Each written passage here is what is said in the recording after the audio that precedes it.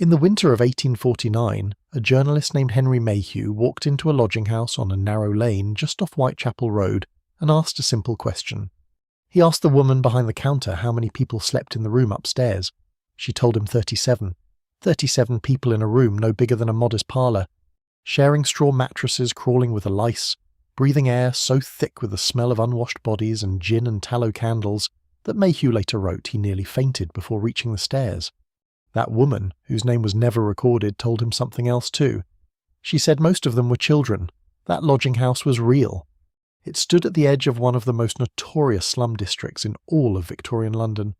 A district so wretched, so dangerous, so foul that even the police refused to patrol it alone after dark, and tonight you are going to walk through it. So before you get comfortable, take a moment to like the video and subscribe, but only if you genuinely enjoy what I do here.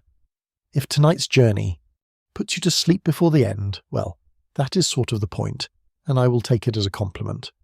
Now go ahead and drop a comment telling me where you are listening from and what time it is where you are. I always love reading those. Someone is always listening at 3 a.m. from somewhere unexpected, and honestly, that makes this whole thing feel like a quiet little club scattered across the world. Now, dim the lights, maybe turn on a fan for that soft background hum, and let us ease into tonight's journey together. You are standing at the edge of the Whitechapel district in London's East End. The year is 1884. It is November, and the air is not merely cold. It is the kind of cold that seems to have a texture, a gritty, damp, heavy cold that presses against your skin like a wet woolen blanket that someone forgot to wring out. The fog, that famous London fog, is not the romantic silver mist you may have imagined from paintings. It is a pea souper, a choking, yellowish-green curtain of coal smoke and river damp and sulphur that burns the inside of your nostrils and makes your eyes water within minutes. You can taste it. It sits on your tongue like licking a copper penny that has been dipped in vinegar. The gas lamps along the high street do almost nothing. They glow like faint orange smudges suspended in the murk, each one visible only when you are close enough to touch the iron post. You are dressed in the clothes of the working poor, a rough wool jacket that scratches every inch of skin it touches, a cotton shirt beneath it that was white once but is now the colour of old dishwater, trousers that are slightly too short and held up by a length of rope because you cannot afford a belt, and boots, if you can call them that. They are scuffed leather things with soles worn so thin you can feel every cobblestone through them, and one of them has a crack along the side that lets in water with every step.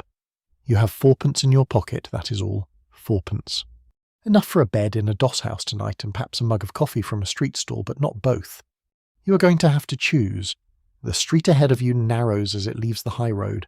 The buildings lean inward as though they are too tired or too drunk to stand upright.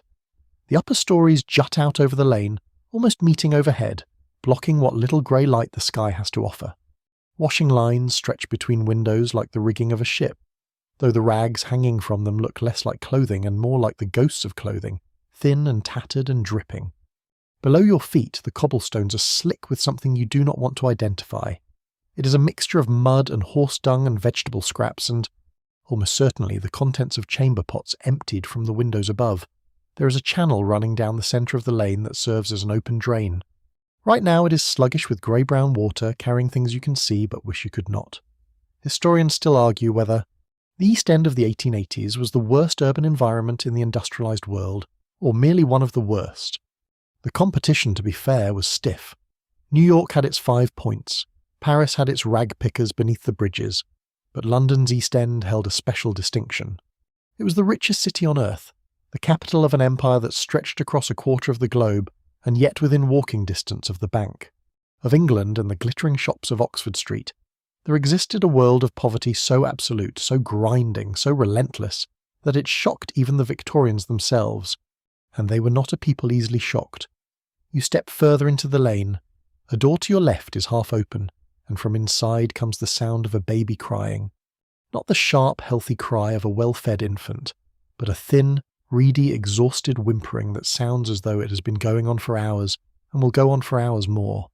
A woman's voice murmurs something too low to hear. The smell from the doorway hits you like a wall, damp plaster, mildew.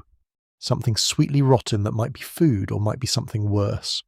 A rat, large and unhurried, crosses the threshold and disappears into the drain channel without sew. much as a glance in your direction. You get the distinct impression that the rat considers itself the rightful resident here and you the intruder. Welcome to the slums. You move deeper into the lane, and the sounds of the high road behind you fade like a memory you're not sure you want to lose. The further you go, the narrower the passage becomes. At one point you have to turn sideways to squeeze between two buildings whose walls are so close together that you can touch both with your outstretched arms. The brickwork under your fingers is damp and crumbling. Patches of green mould bloom across it like some kind of slow disease. You emerge into a small courtyard, maybe 20 feet across, surrounded on all sides by tenement buildings 3 and 4 stories high. This is what they call a court, one of hundreds scattered throughout the East End, tucked behind the main streets, invisible to anyone who does not know they are there. The courtyard has a single water pump in its centre. It is a cast iron thing, rusted and dripping, and around its base the ground is perpetually muddy. This pump serves every family and every building that faces this court. Historians estimate that in courts like this one, a single pump might serve anywhere from 50 to 200 people. The water it produces is not clean. It comes from a shallow well that sits just a few feet from the communal cesspit, and the seepage between the two is something that sanitary reformers will spend decades trying to explain to a public that does not want to hear about it. You will drink from this pump anyway, because there is no alternative. The Thames water piped to the wealthier parts of London does not reach here, and buying water from a vendor costs more than you can spare. A quirky tidbit that visiting reformers noted again and again. The residents of these courts often hung curtains in their windows, even when the windows had no glass. They would tack up scraps of fabric, old flour sacks, even pages from newspapers, anything to create the impression of a proper home. One investigator recorded finding a windowsill arranged with 3 chipped teacups and a wilting flower in a jam jar, in a room where 6 people slept on the bare floor and the ceiling was black with mould. There was a fierce, stubborn dignity in that gesture that somehow makes everything else harder to bear. You climb a narrow wooden staircase to the 2nd floor of the nearest tenement. The stairs creak and sag under your weight. The banister, where it exists at all, wobbles dangerously. On the landing, a door stands ajar and you step into what passes for a home. The room is perhaps 10 feet by 12. The ceiling is low enough that a tall man would have to duck. The walls are bare plaster, stained dark with smoke and damp, and in several places the plaster has fallen away entirely, revealing the lath beneath. There is a small iron grate in one. Wool where a fire should be, but it is cold and empty. Coal costs money. The room contains a wooden table with one leg shorter than the others, propped up on a brick, 2 chairs that do not match, and in the corner, a mattress. The mattress is a canvas sack stuffed with straw, and it sits directly on the floor. On it, a woman and 3. Children are huddled together under a single blanket, and even though it is the middle of the afternoon, they appear to be sleeping. Or trying to. Sleep is free, and it passes the hours when there's nothing to eat and nowhere to go. The woman in the corner does not stir when you enter. In these lodgings, people come and go constantly. Rooms are shared by multiple families, or rented out in shifts. You might pay 2pence for the use of a bed for 8 hours, and when your 8 hours are up, someone else takes your place. The sheets, if there are sheets, are not changed between occupants. Lice are so common that they are simply accepted as part of the furniture. Bedbugs, too. One medical officer who inspected lodging houses in Whitechapel in 1886 reported finding bugs so thick on the walls that he could scrape them off in handfuls. He noted, with the dry precision that only a Victorian official could muster, that the tenants appeared to regard them with indifference. Outside the window, what there is of it, you can see across the courtyard to the building opposite. In one window a man sits on a stool mending, a boot by the dim light. In another, a woman is hanging strips of something over a line strung across the room. It might be washing, or it might be the last of the week's meat, hung up to dry before it goes off entirely. Below in the courtyard, 2 boys are crouched by the drain, poking at something with a stick. A dog, the ribby, sharp-boned kind, that survives in places like this by sheer determination, watches them from a doorway with an expression that suggests it is weighing its options. The rent for this room is 4 shillings a week. That may not sound like much, but consider this. An unskilled labourer in the East End, if he is lucky enough to find work at all, might earn between 8 and 12 shillings a week. Out of that, he has to pay rent, buy food, buy coal when he can afford it, and somehow clothe himself and his family. There's nothing left over. Ever. If he loses even a single day's work due to illness or bad weather, or simply because the foreman chose someone else that morning, the mathematics of survival collapse entirely. That is why the pawnbroker is the most visited businessman in the slum. Every Monday morning the working poor carry whatever they own to the pawn shop, pledging their Sunday clothes, their spare boots, their wife's wedding ring if they have not already sold it, in exchange for enough cash to get through the week. On Saturday, if they are paid, they redeem what they can. Historians still argue whether the pawnbroking system was a lifeline or a trap. The answer, almost certainly, is that it was both, sometimes in the same transaction. You descend the stairs again and step back into the courtyard. The light is fading now. Not that it was ever strong, but the grey has deepened to something darker, and the fog seems to have thickened. The gas lamp on the far side of the court sputters to life, lit by a lamplighter you did not see. Its glow barely reaches the pump in the centre. Beyond the lamplight, the buildings are just shapes, darker patches against a dark sky. Somewhere a church bell tolls, muffled and distant. It is time to decide about that bed. You leave the courtyard through an alley so narrow that your shoulders brush both walls, and you emerge onto a street that has a name, though you will have to take someone's word for it because there is no sign. This is Dorset Street, Spitalfields. In 1884, a Daily Mail journalist will later call it the worst street in London, and by the standards of a city that contains Jacob's Island and the Old Nickel, that is saying something. Right now, it does not look like the worst anything. It looks like every other street in this part of the East End, dim, narrow, lined with buildings that sag and lean and seem to be held upright, mainly by the habit of standing. But Dorset Street has a particular quality. There is an energy here, a restless, watchful, faintly dangerous energy like an animal that appears to be sleeping but is not.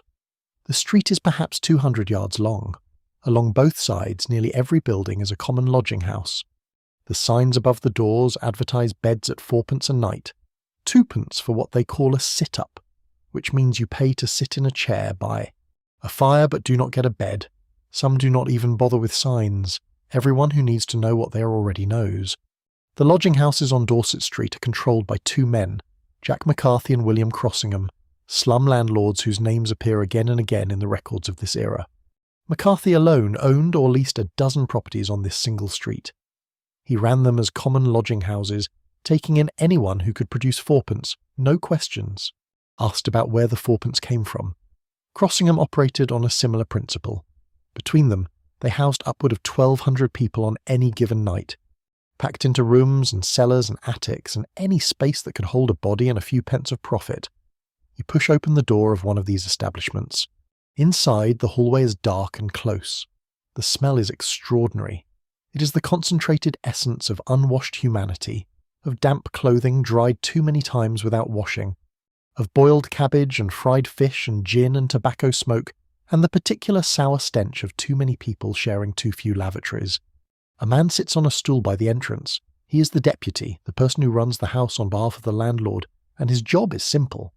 He collects the money and he keeps order, which in a place like this means preventing actual murder but tolerating pretty much everything short of it. He looks at you. You put your fourpence on the ledge. He jerks his head toward the stairs. The kitchen, if you can call it that, is on the ground floor. It is a long, low room with a fire burning at one end and a collection of battered tables and benches running down the centre. This is where the lodgers spend their evenings. The fire is the main attraction. It is the only source of warmth in the building, and in November, warmth is currency. People cluster around it, holding out their hands, drying their boots, heating scraps of food on bits of tin. The smoke from the fire, which does not draw properly, fills the upper half of the room in a permanent grey haze. Through the haze you can see faces. An old man with no teeth, nursing a mug of something hot. A young woman with hollow cheeks and a bruise under one eye, staring at nothing. Two boys, maybe 12 years old, playing cards on a bench, their fingers black with dirt. A large woman stirring something in a pot that she brought with her, guarding it with an arm as though it might be stolen at any moment, which it might. Conversation in the kitchen is low and careful. People do not share their stories here unless they want to. Names are rarely used. The lodging houses of Dorset Street are home to a population that is almost entirely transient. People stay a night, a week, a month, then move on or are moved on. They are dock workers and costermongers and matchbox makers and flower sellers and people who do not specify what they do, and it is understood that asking would be unwise. A quirky detail from the records. One lodging house keeper on Dorset Street kept a parrot in the kitchen that had learned to shout the price of beds. Guests who arrived after midnight were greeted by the bird screaming fourpence before anyone else could speak. Historians still argue whether the parrot was purchased for this purpose or simply adapted to its environment, though the distinction may not matter much to the parrot. You claim your bed on the second floor. The room holds 20 beds arranged in 2 rows separated by a narrow aisle. The beds are iron frames with thin mattresses stuffed with straw or wood shavings, and each one is roughly 2 feet from the next. There are no partitions, no curtains, no privacy of any kind. The man in the bed to your left is already asleep, or at least horizontal with his coat pulled over his face. The man to your right is sitting on the edge of his bed removing his boots. He nods at you. It is the minimal acknowledgement of shared circumstance that passes for friendliness here. The blanket provided is a single grey thing of indeterminate material. It is not large enough to cover you entirely. If you pull it up to your chin, your feet are exposed. If you cover your feet, your shoulders are bare. You will spend the night negotiating this arrangement while trying to ignore the sounds around you. The snoring, the coughing, the occasional muttered conversations, the rustle of things moving in the straw mattress that you prefer not to think about. The window at the end of the room is broken. A piece of sacking has been nailed over it, but the draught still comes through, carrying with it the smell of the courtyard below, which is where the privy is, such as it is. You lie back and stare at the ceiling. A brown stain spreads across it in a shape that, if you squint, resembles the map of a country you have never visited. Through the thin walls you can hear the sounds of Dorset Street settling into its nocturnal rhythms.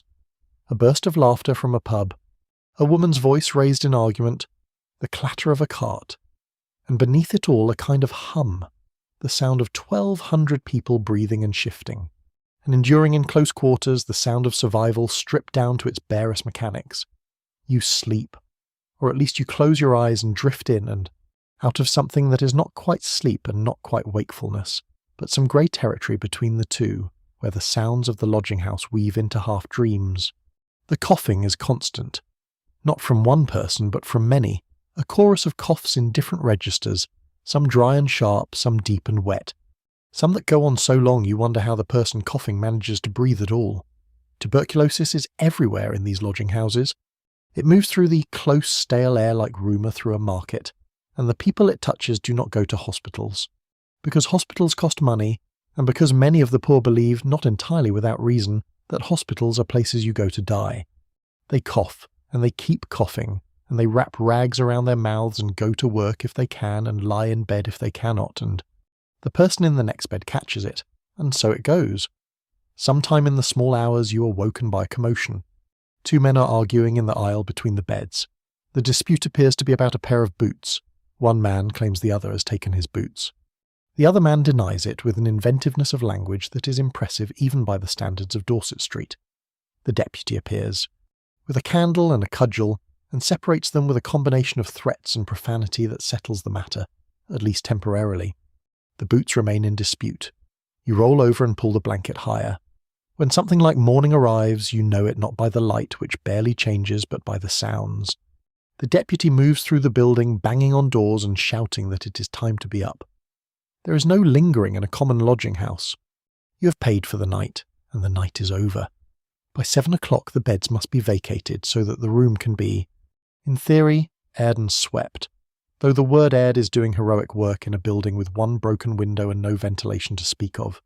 You swing your legs off the bed and put your feet on the cold floor. Your boots are where you left them, wedged beneath the bed frame. You slept with 1 hand on them, which is the standard precaution. In a lodging house, anything not physically attached to your body is at risk. You make your way downstairs to the kitchen, where the fire has been stoked, and a large urn of coffee sits on the hearth. The coffee costs a halfpenny, which you cannot afford, having spent your 4pence on the bed. You warm your hands by the fire instead.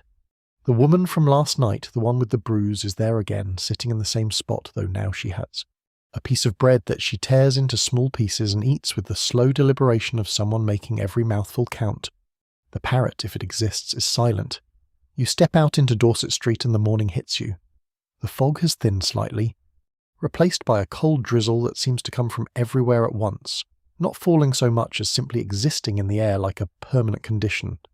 The street is already alive. Costermongers are setting up their barrows, arranging whatever they manage to buy at the early morning markets. A man pushes a cart loaded with bruised apples and soft pears, shouting his prices in a voice that could strip paint. A woman carries a basket of watercress on her head, walking with the practiced balance of someone who has done this every morning for years.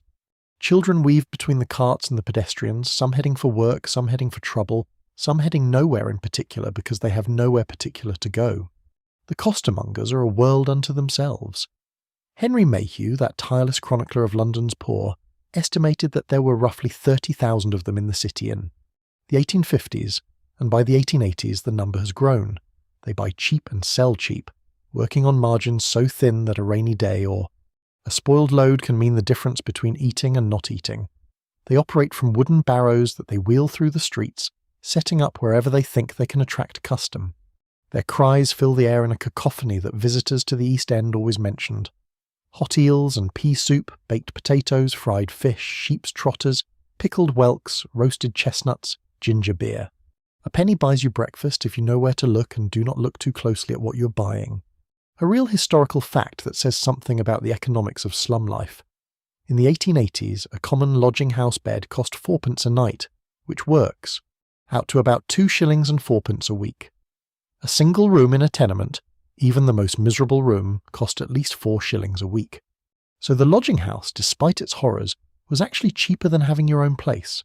But it was cheaper in the way that being perpetually broke is always more expensive in the long run.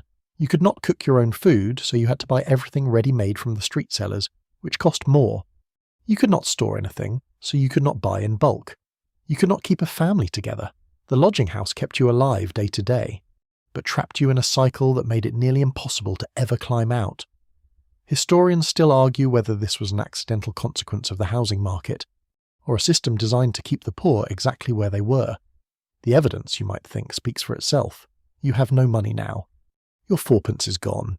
You need to earn today's bed and today's food, which means you need to find work. The question is what kind? You scan the street, assessing your options with the desperate arithmetic that governs every morning in the slums. The docks are the obvious answer. The London docks, just a couple of miles south of here, employ thousands of men on a casual basis, meaning you show up at the gate each morning and hope to be chosen. But dock work is brutal, and the competition is fierce. You would be one of hundreds jostling for a foreman's nod. You start walking south. The day has begun, such as it is. The walk to the docks takes you through some of the most densely packed streets in London.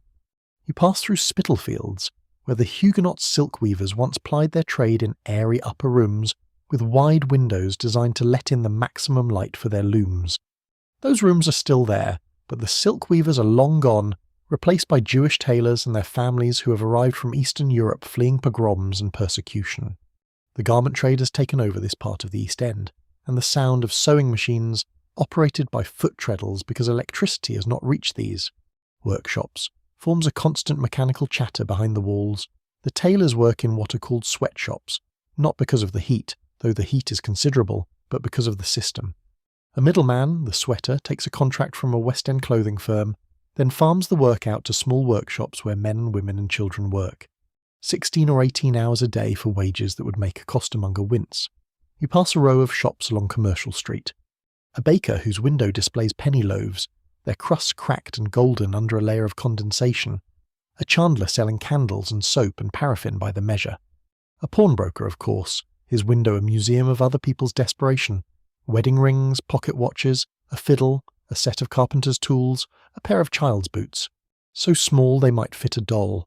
3 brass balls hang above the door, the universal symbol of the trade, though in this neighbourhood they might as well be a coat of arms. You turn down Leman Street and the smell changes. You're getting closer to the river. The Thames in 1884 is not the Thames you might know from picture postcards.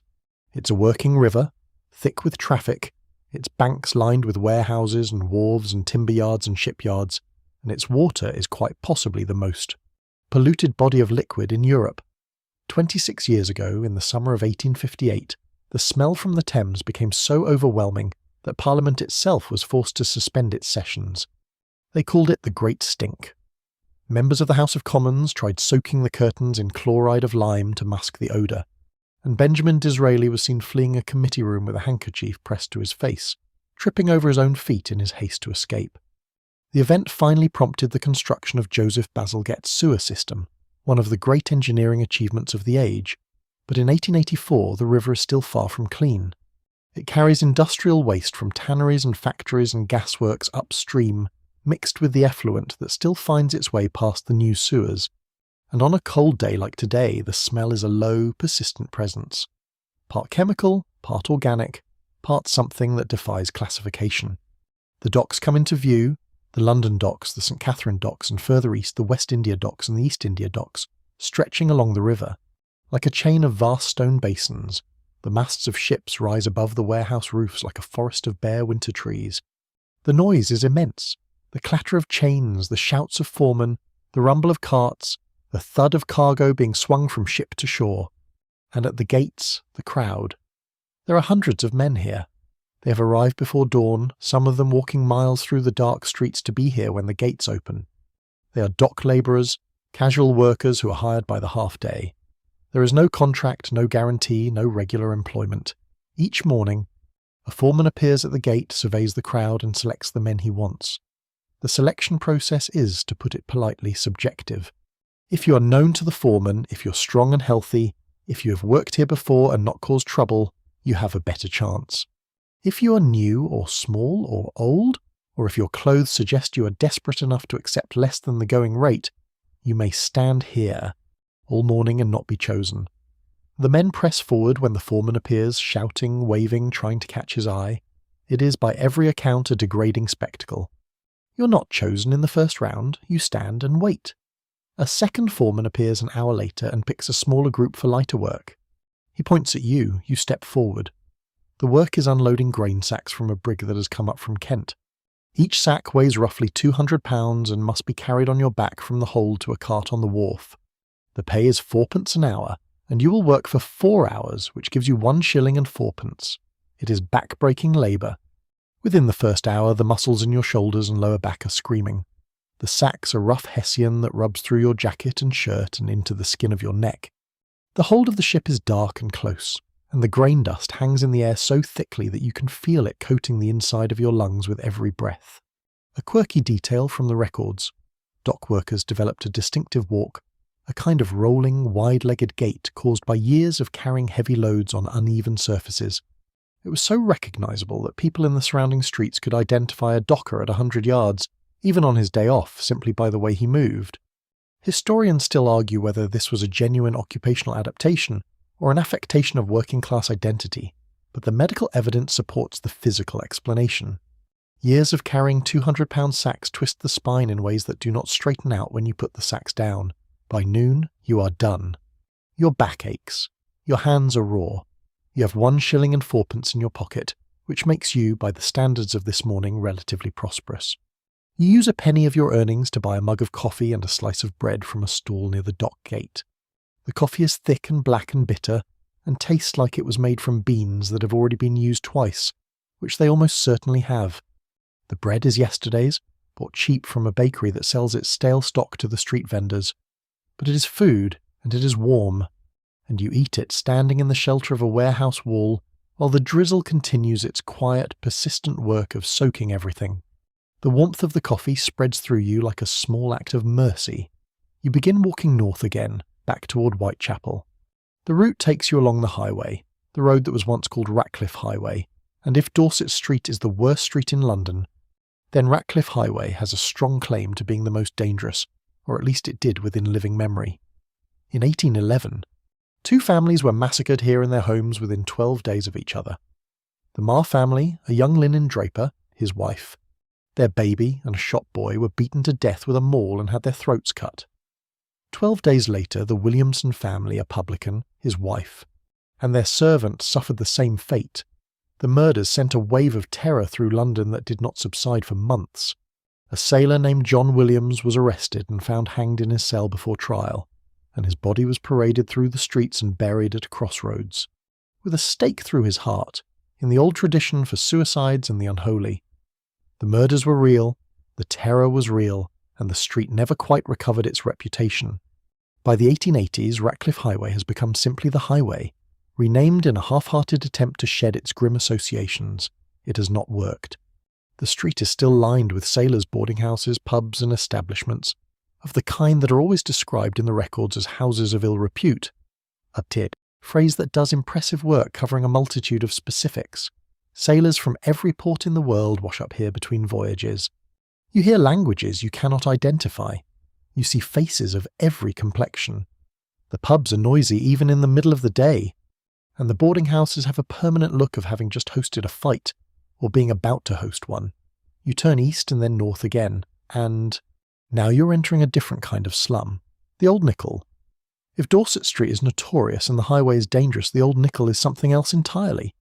It is a self-contained world of deprivation, a warren of 20 narrow streets and countless courts and alleys squeezed between Shoreditch High Street and Bethnal Green Road, housing roughly 6,000 people in conditions that Arthur Morrison, the novelist who grew up nearby, described as the blackest pit in London, and that was in a city where the competition for that title was, as we have established, considerable.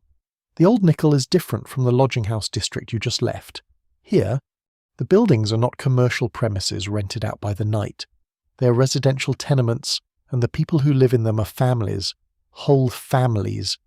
Grandparents and parents and children and sometimes aunts and uncles too, crammed into single rooms in houses that were built cheaply a century ago and have been crumbling ever since. The streets are unpaved in many places and the drainage is essentially non-existent. In wet weather, which in London means most of the time, the lanes turn into rivers of mud mixed with refuse. The courts are worse. Some of them have a single privy shared by 20 or 30 households, and the privy is often nothing more than a plank over a pit that is emptied, in theory, by the night soil men, though in practice the emptying happens less often than the filling. A real historical fact, the infant mortality rate in the Old Nickel in the 1880s was roughly 1 in 4. 1 in 4 babies born here did not survive their first year. In the wealthier parts of London, the rate was closer to 1 in 10, which was bad enough by modern standards. But 1 in 4 means that, in a street of 30 families, each with 2 or 3 children, you could count on seeing at least 2 or 3 funerals of infants every month. The coffins were tiny. They were often made by the local carpenter from whatever wood was cheapest, and the burial, in a pauper's grave at the municipal cemetery, cost a few shillings that the family usually had to borrow. You walk through the Old Nickel and the weight of the place settles on you. It is not just the poverty, though the poverty is crushing.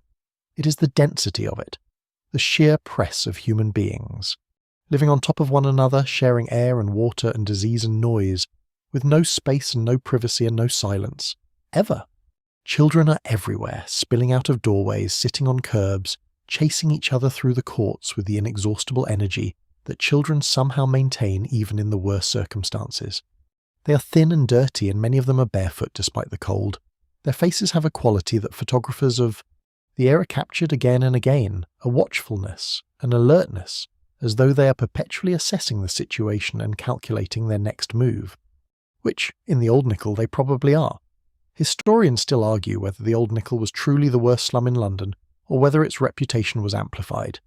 By Morrison's novel A Child of the Jago, published in 1896. Morrison insisted that he had understated the reality. The Reverend Arthur Osborne Jay, the vicar of Holy Trinity Church in the Old Nickel, who had invited Morrison to visit and see the conditions for himself, agreed. The truth, as is often the case with the worst places, probably lies somewhere beyond what either the novelist or the clergyman could adequately convey. You leave the Old Nickel as the afternoon wears on, and the grey daylight begins its early retreat. November in London means the sun, such as it is, sets before 4 o'clock, and by 3:30 the streets are already darkening. The gas lamps are being lit. The lamplighter moves along with his long pole, reaching up to each lamp, and for a moment the flame catches and flares and throws a circle of yellowish light onto the wet cobblestones before settling into its steady, dim glow. The lamplighter is a figure you will see every evening in Victorian London, one of the city's invisible army of workers whose labour maintains the thin veneer of civilization that separates a functioning city from chaos. You decide to head toward a part of the East End you have not yet seen. You walk east along Bethnal Green Road, past a church whose steeple rises above the roofline like a finger pointing at a sky that is not listening, past a board school where children are filing out through the gates in a noisy river of caps and pinafores, past a pub on every corner because in this part of London there is always a pub on every corner, and you turn south into an area that the maps call Bethnal Green, but the people who live here call simply the Green, which is ironic because there is nothing green about it. The houses here were built for the silk weavers too, back when this was almost countryside, and they have the same tall windows on the upper floors. But the silk trade collapsed decades ago, and the houses have been subdivided and subdivided again until what was once a single family home now holds 4 or 5 families, one to a room sharing a single staircase and a single privy in the yard. You pass a chandler's shop and the warm waxy smell of candles drifts out to meet you. Next to it is a fried fish shop. Fried fish is the fast food of Victorian London. Joseph Malin, a Jewish immigrant, is generally credited with opening the first fish and chip shop in London in the 1860s, right here in the East End, and by the 1880s the trade has exploded. The smell of hot oil and battered fish fills the street, and for a moment the world seems almost bearable. You spend a halfpenny on a piece of fried fish wrapped in newspaper. The fish is hot and crisp and salty, and you eat it with your fingers as you walk, licking the grease from your hand and reading fragments of yesterday's news from the wrapping. There is a small guilty pleasure in this that feels like a secret, like something you're getting away with. A quirky detail: the newspaper wrapping around your fish is not random. Fish and chip sellers in the East End preferred to use newspapers from specific publications because the ink on some papers transferred a bitter taste to the food while others did not. The sellers had strong opinions about which papers made the best wrapping. The era's penny dreadfuls, those cheap sensational story papers, were apparently among the worst offenders for ink transfer, while the Times, being printed on better paper with better ink, was considered ideal, though obtaining enough copies of the Times in the East End to wrap fish was its own logistical challenge. You are approaching an area known as the Jago, which is what the locals call the heart of the old nickel, and which Arthur Morrison will immortalise under that name in his novel. But before you get there, you notice something. On the corner of a narrow lane a crowd has gathered. Not a large crowd, perhaps 20 people, and they are watching something through an open doorway. You edge closer and peer over someone's shoulder. Inside what appears to be a converted shop front, a makeshift stage has been set up. 2 planks laid across a pair of barrels, a few candles for footlights, a cloth backdrop painted with a crude scene of a palace interior. This is a penny gaff. The penny gaff is the theatre of the slums. For a penny, you can watch an hour of entertainment that ranges from the mildly amusing to the genuinely shocking. The performers are amateurs, or professionals so far down on their luck that the distinction is academic. They sing songs, perform sketches, do acrobatic tricks, and occasionally present scenes from popular melodramas, heavily adapted and invariably featuring more violence and more innuendo than the original authors intended. Henry Mayhew attended several penny gaffs in the course of his research, and reported that the audience consisted mainly of young people, some as young as 8 or 9, and that the material performed was often explicitly vulgar. He was scandalised. The audience was delighted. You do not have a penny to spare, so you watch from the doorway. A woman in a dress that might once have been red is singing a song about a sailor and his sweetheart. The lyrics are not what you would call subtle. The audience, squeezed onto benches in the small room, joins in the chorus with an enthusiasm that shakes the walls. When the song ends, a man in a battered top hat takes the stage and begins a comedy routine that consists mainly of insults directed at people in the front row who insult him back. It is rough and loud and oddly warm, a room full of people who have almost nothing finding, for a few minutes, something to laugh about. You move on. The entertainment of the poor is a subject that fascinated Victorian reformers, mainly because they disapproved of most of it. The penny gaffs, the music halls, the gin palaces, the boxing matches held in back rooms, the dog fights and rat pits that operated despite being illegal, all of these were condemned by the respectable classes as evidence of the moral degradation of the poor. Historians still argue whether this disapproval was genuine, concern for the welfare of the poor, or simply the discomfort of the wealthy at being reminded that the poor were capable of enjoying themselves at all. The gin palace. You pass one now, on the corner of a street whose name has been painted over so many times that the letters are just layers of colour, and it stops you. Because whatever else you can say about a gin palace, and there is plenty to say, it is the most visually striking building in any slum neighbourhood. While the houses around it crumble and sag, the gin palace blazes. Its front is fitted with plate glass windows, enormous by the standards of the time. And behind them gas jets burn in ornate brass fixtures, casting a golden light that spills out onto the pavement like a promise. The woodwork around the door is carved and polished. The signage is painted in gilt lettering. It looks like a fragment of the West End that has somehow been dropped into the East End by accident. Inside, the gin palace is exactly what the name suggests. It is a palace dedicated to gin. The bar runs the length of the room, gleaming with brass rails and zinc counters. Behind it, barrels and bottles are arranged with the care of a museum display. The mirrors on the wall multiply everything. The bottles, the gas flames, the faces, creating the illusion of abundance in a world defined by scarcity. And the gin itself. Gin is cheap. A glass of gin costs a penny, sometimes less. For the price of a night's lodging, you could drink yourself into a state that makes the lodging unnecessary, at least until morning, when you wake up in a doorway with frost on your coat and nothing in your pockets. The temperance movement has been raging against the gin palaces for decades by now. The reformers have a point. Gin is destroying lives in the slums, particularly women's lives. The phrase mother's ruin is not a quaint saying. It is a description.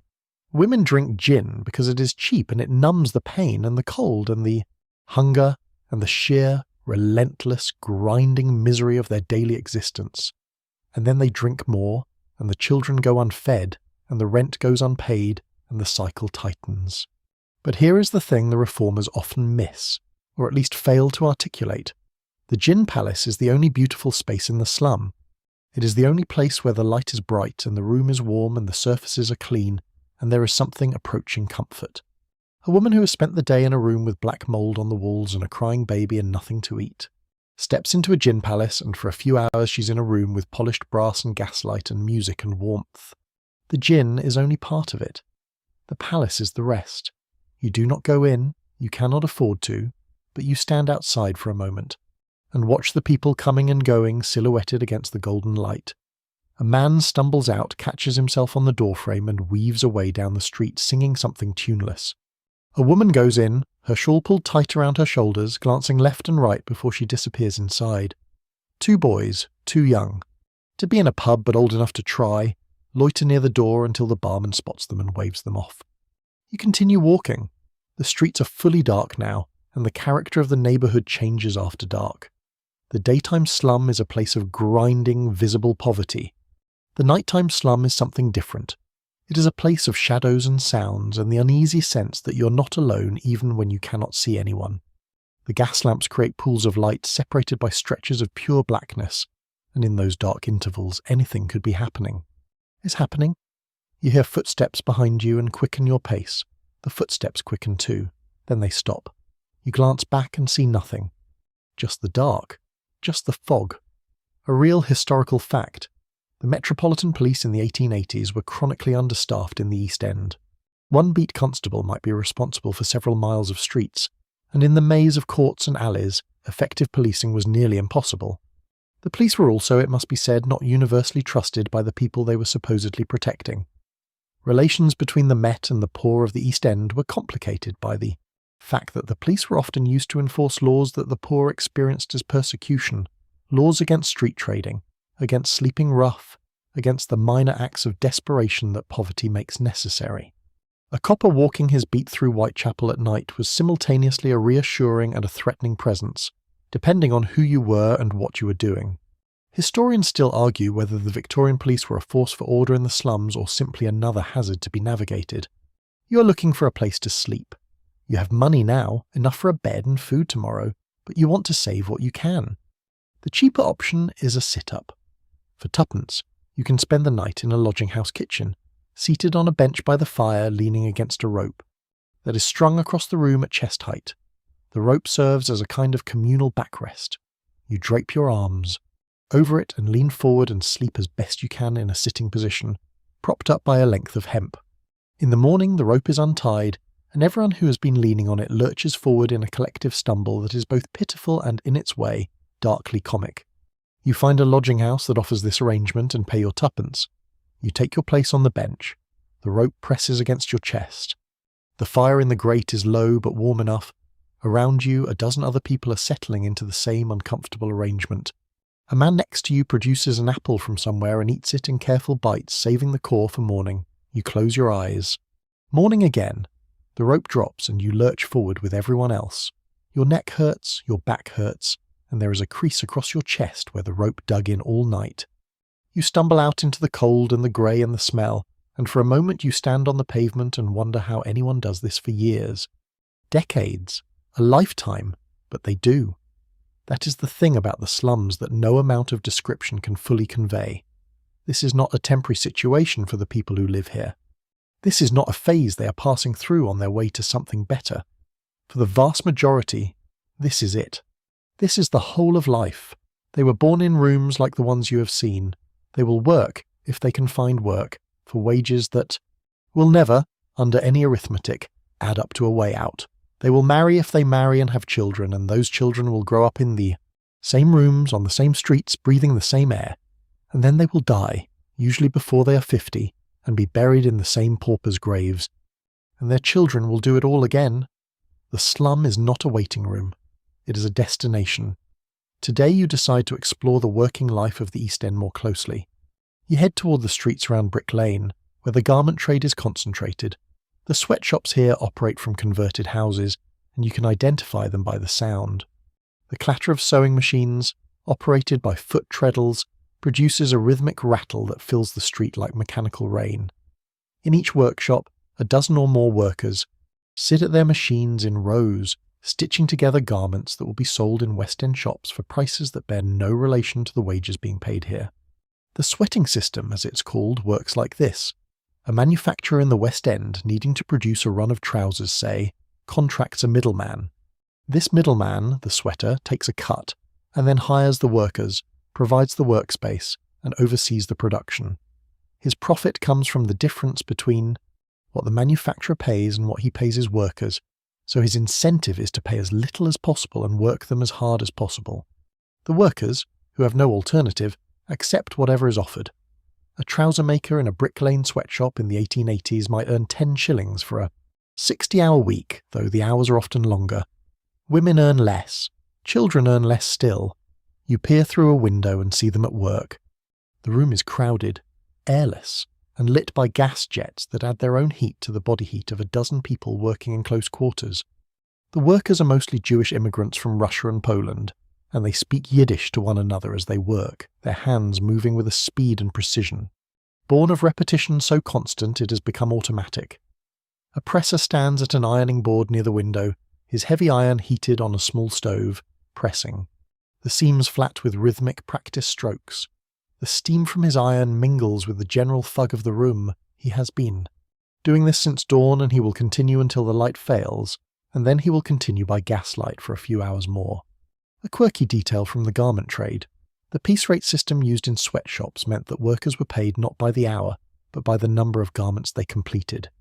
This created a relentless pressure to work faster, but it also meant that if a garment was rejected for poor workmanship, the worker received nothing for the time spent on it. Inspectors found that some workers would stay awake for 36 hours straight during busy periods, sewing by gaslight through the night. The term sweating was coined, because the workshops were so hot and airless that the workers were perpetually drenched in perspiration, though the word came to encompass the entire exploitative system. You move on from Brick Lane and find yourself on a street where a different kind of industry operates. This is matchbox making. In cramped rooms throughout the East End, women and children sit at tables assembling matchboxes by hand. The raw materials, thin strips of wood and sheets of coloured paper, are supplied by the match companies, and the finished boxes are collected and paid for at a rate of twopence halfpenny per gross. A gross is 144 boxes. To earn a shilling, a worker must assemble nearly 700 boxes. The work requires nimble fingers and endless patience, and the paste used to glue the boxes produces a chemical smell that permeates the worker's skin and clothes and hair. The match industry will become the subject of one of the most significant labour actions in Victorian history. In 1888, 4 years from now, the match girls at the Bryant and May factory in Bow will go on strike over pay and conditions, particularly the horrifying condition known as phossy jaw, in which prolonged exposure to white phosphorus causes the bones of the jaw to rot and glow green in the dark. The strike, led by Annie Besant and the workers themselves, will succeed, and it will be remembered as a turning point in the history of organised labour. But right now, In 1884, the match girls are still working, still being poisoned, and the strike is still 4 years away. Historians still argue whether the match girls' strike was truly spontaneous or carefully orchestrated. The answer matters less than the fact that it happened at all, that a group of poorly paid young women in the East End found the courage to refuse, and that the world noticed. You are tired. The kind of tired that has nothing to do with sleep, and everything to do with the cumulative effect of cold. Hunger, physical labour, and the constant low-level alertness required to move through streets where you cannot assume anyone means you well. This is the tiredness of the Victorian. Poor, and it is the backdrop against which everything else happens. You're never fully rested, never fully warm, never fully fed, and yet you must function. You must work. You must navigate. You must endure. The afternoon is wearing on, and you find yourself drawn toward the river again, but this time not toward the docks. You head south and east, toward Bermondsey, toward a place that even the people of the East End speak of with a particular grimace. Jacob's Island. Jacob's Island is not technically an island. It is a wedge of land in Bermondsey, on the south bank of the Thames, bounded on 3 sides by the tidal ditches that were once part of a system of drainage channels. The ditches are still there, though drainage is the last. Word you would use to describe them. They are open sewers, stagnant and black, their surfaces covered with a thick layer of matter that you cannot identify by. Sight alone, though the smell gives you some strong hints. The water, if you can call it water, is so polluted that in places it has turned red from the runoff of the tanneries upstream, and in other places it appears almost solid with decaying organic material. Charles Dickens set the final scenes of Oliver Twist on Jacob's Island, and his description of the place as containing every repulsive lineament of poverty, every loathsome indication of filth, rot, and garbage was, if anything, restrained. Henry Mayhew, who visited in the late 1840s, described the smell as literally the smell of a graveyard, and noted that the wooden bridges crossing the ditches were crazy and rotten. He watched as residents lowered buckets on ropes from their windows into the ditch below, scooped up the dark water and hauled it back up for drinking and cooking. The same ditch into which the privies of the houses on both banks discharged. The same ditch into which the slaughterhouses and tanneries emptied their waste. The cholera that swept through this neighbourhood in 1849 killed so many people so quickly that the Morning Chronicle called Jacob's Island the very capital of cholera. By 1884, some of the worst ditches have been filled in, a consequence of the sanitary reforms that followed the Great Stink and the cholera outbreaks. But Jacob's Island is still one of the poorest parts of London. The houses along the remaining ditches still lean over the dark water, their foundations rotting, their walls held together by habit and the pressure of the buildings on either side. You walk along a narrow lane that follows the edge of a ditch, and the smell rises to meet you. Thick and sweet and chemical and organic all. At once, a smell that seems to coat the inside of your mouth. A woman is hanging washing on a line strung between 2 posts driven into the muddy bank. The washing, white once, is the colour of old tea. A real historical fact. When officials investigated Jacob's Island after the cholera outbreak of 1849, they found that some houses had no access to any water source other than the polluted ditch. No well, no pump, no piped supply. The residents had been drawing their water from the same body of liquid into which they were depositing their waste, and had been doing so for years. When the public health investigator John Simon drew attention to this, the response from the local authorities was to deny that Jacob's Island existed. At a meeting of the Metropolitan Sewers Commission, one alderman declared that Jacob's Island did not exist and that Dickens had invented it. He said this despite the fact that you could walk to Jacob's Island from the meeting room in approximately 20 minutes. Charles Dickens, who was present at the meeting, was so outraged that he included a preface in the next edition of Oliver Twist specifically addressing the denial. It is, he wrote, a remarkable instance of the dreamy state into which a vestry can fall when it is left to itself. Historians still argue whether the denial was genuine ignorance or deliberate obstruction by officials who did not want to spend the money required to fix the problem. The evidence strongly suggests the latter, but the former is also plausible, because the Victorian capacity for not seeing things that were right in front of them, when seeing them would be inconvenient, was truly extraordinary. You leave Jacob's Island as the last light fades. The walk back toward Whitechapel takes you across London Bridge, and for a moment you stand on the bridge and look east along the river. The Thames is dark and wide and busy with traffic. Barges move slowly through the murk, their navigation lights creating moving points of orange on the black water. The dome of St. Paul's Cathedral rises behind you, lit, from below by the gas lamps of the city. It is, despite everything, beautiful. The city is beautiful in the way that a complicated, terrible, magnificent thing can be beautiful. It does not care about you. It does not notice you. But it is alive, and you are alive in it, and there is something in that juxtaposition that feels, if not comforting, then at least honest. You keep walking. You cross back into Whitechapel and the streets swallow you. There is a particular quality to the East End at night that no daylight visit can prepare you for. The darkness here is not the gentle darkness of a country lane where the stars come out and the world goes quiet. It is an urban darkness, a darkness made of shadows, that move and sounds that echo and spaces between the gas lamps where anything could be standing just beyond the reach of your vision. You walk quickly, not running, because running attracts attention, but quickly enough to suggest purpose, to suggest that you know where you're going and why, and that you're not worth the trouble of stopping. The street ahead of you opens into a small square. It is not much of a square, more of a widening in the road where several lanes converge.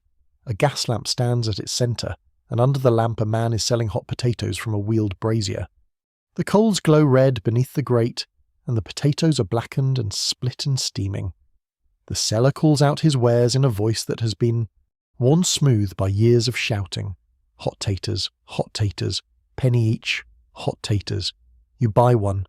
It burns your fingers as you peel back the skin, and the flesh inside is floury and hot, and you eat it so fast you scorch the roof of your mouth, but the warmth of it in your stomach is worth the pain. Around the square, the nightlife of the slums is in full swing. A pub spills noise and light from its doorway. A group of men stand on the corner arguing about something with the intense, slightly theatrical energy that men in pubs bring to arguments about nothing. A woman sits on a step nursing a baby, her shawl arranged to give her some privacy, though privacy is a concept that the slums have redefined to mean simply the absence of someone actively looking at you. Two boys run past, chasing a hoop made from a barrel ring, their bare feet slapping the wet cobblestones. You find a doorway that is sheltered from the wind and sit down to rest. From here you can watch the square without being particularly conspicuous. A quirky detail from the period. The doorways of the East End were a social space in themselves. People sat in them, slept in them, conducted business in them, and treated them as an extension of their homes, which in many cases were too small and too crowded to spend any more time in than absolutely necessary. In summer, the population of the East End essentially lived outdoors, in the streets and the courts and the doorways, and in winter they retreated inside only as far as the cold compelled them, which often meant the doorway was the compromised position. From your doorway, you notice something. On the far side of the square, a building with a painted sign that reads in flaking letters, Ragged School. The Ragged Schools are one of the era's more remarkable institutions. They are free schools for children too poor to attend any other kind of school, children who cannot afford the penny, weak charged by the board schools, or who are too ragged, too dirty, too lice-ridden to be admitted even if they could pay. The Ragged Schools were started by a shoemaker named John Pounds in Portsmouth and brought to London by Lord Shaftesbury in the 1840s. By the 1880s, there are hundreds of them across the city. The most famous Ragged School in the East End is the one on Copperfield Road, established by Thomas Barnardo. Barnardo came to London from Dublin in 1866, intending to train as a doctor and go to China as a missionary. Instead, he was confronted by the reality of the East End and never left. The story goes that one evening, after teaching at a ragged school, a boy named Jim Jarvis told him there were children sleeping on the rooftops of the neighbourhood because they had no homes. Barnardo did not believe him. Jim Jarvis took him to see for himself. They found 11 boys huddled on a rooftop in the cold, using each other for warmth. Barnardo abandoned his plans for China and dedicated his life to housing and educating the destitute children of London. By the time of his death in 1905, his organisation was caring for more than 8,500 children in nearly 100 homes. A real historical fact. Barnardo was not universally admired in his own time. He was accused of exaggerating the conditions of the children he rescued, of staging photographs to make them look more pitiful, and of being an authoritarian who sometimes removed children from their families without proper consent. Some of these accusations had substance. He did stage before and after photographs, posing children in rags and bare feet for the before shots, even when they had arrived in somewhat better condition. He argued that the photographs represented the truth of how these children had been living, even if the specific image was arranged. Historians still argue whether this makes him a propagandist or a pragmatist. The children he saved might have had an opinion on the matter. You lean your head back against the doorframe and close your eyes for a moment. The sounds of the square wash over you. The hot potato seller's cry growing more distant now as he wheels his brazier down the lane, the muffled noise of the pub. A dog barking somewhere in the dark, the soft patter of drizzle on cobblestones, and somewhere, a long way off or maybe not so far, the low, mournful sound of a ship's horn on the river, calling out to nobody in particular, the way ships do. You doze in the doorway, and the night passes in fragments. You wake at intervals, disturbed by cold or noise or the uncomfortable press of the stone step against your hip bone. At some point a constable walks past, his boots heavy on the cobblestones, his bullseye lantern swinging a beam of light across the square. He does not stop. He has seen enough people sleeping in doorways to last several lifetimes. You pull your jacket tighter and drift off again. When morning comes, it comes slowly, a grudging lightening of the sky that takes its time about it, as though the sun is not entirely sure it wants to be associated with what it is about to illuminate. You stand up, stiff and cold, and stomp your feet to get the blood moving. Your breath makes clouds in the air. Frost has formed on the cobblestones, a thin white rime that makes them treacherous. You have money from yesterday's dock work, but you need to be careful with it. You buy a halfpenny mug of tea from a stall, wrapping your hands around it for warmth as much as taste, and a piece of bread for another halfpenny. Today you are going to see a different aspect of the slum economy. You head south toward the river, but instead of going to the docks you stop at the water's edge at a stretch of foreshore where the receding tide has exposed a bank of dark, glutinous mud. And on the mud figures are moving, small figures mostly, children. These are the mudlarks. The mudlarks are among the lowest rung of Victorian London's unofficial workforce. They work the banks of the Thames at low tide, wading through the stinking mud in search of anything they can sell. Coins, nails, scraps of metal, pieces of rope, lumps of coal fallen from barges, bones, anything that the river has collected and the tide has deposited. The mud is toxic. It is composed of river sediment mixed with the city's waste, and the smell of it is something that, once experienced, is not forgotten. The mudlarks are mostly children between the ages of 6 and 15, though some are elderly people too old or too infirm for any other kind of work. They work barefoot because boots would be sucked off by the mud, and their feet and legs are permanently raw and cracked from the cold and the chemicals in the river.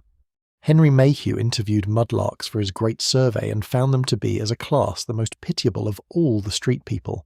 One boy told him that he earned about 3p a day on a good day, and nothing on a bad day, and that a good day was one. When you found a piece of copper or a good lump of coal, on a bad day you came home with nothing but cold. Feet and the smell of the river on you, a smell that no amount of washing, even if washing were available, could entirely remove. A quirky detail: the mudlarks developed a particular expertise in identifying different types of metal by feel alone, distinguishing copper from iron from lead, by the weight and texture of the object in their fingers, even when it was coated in mud so thick they could not see it.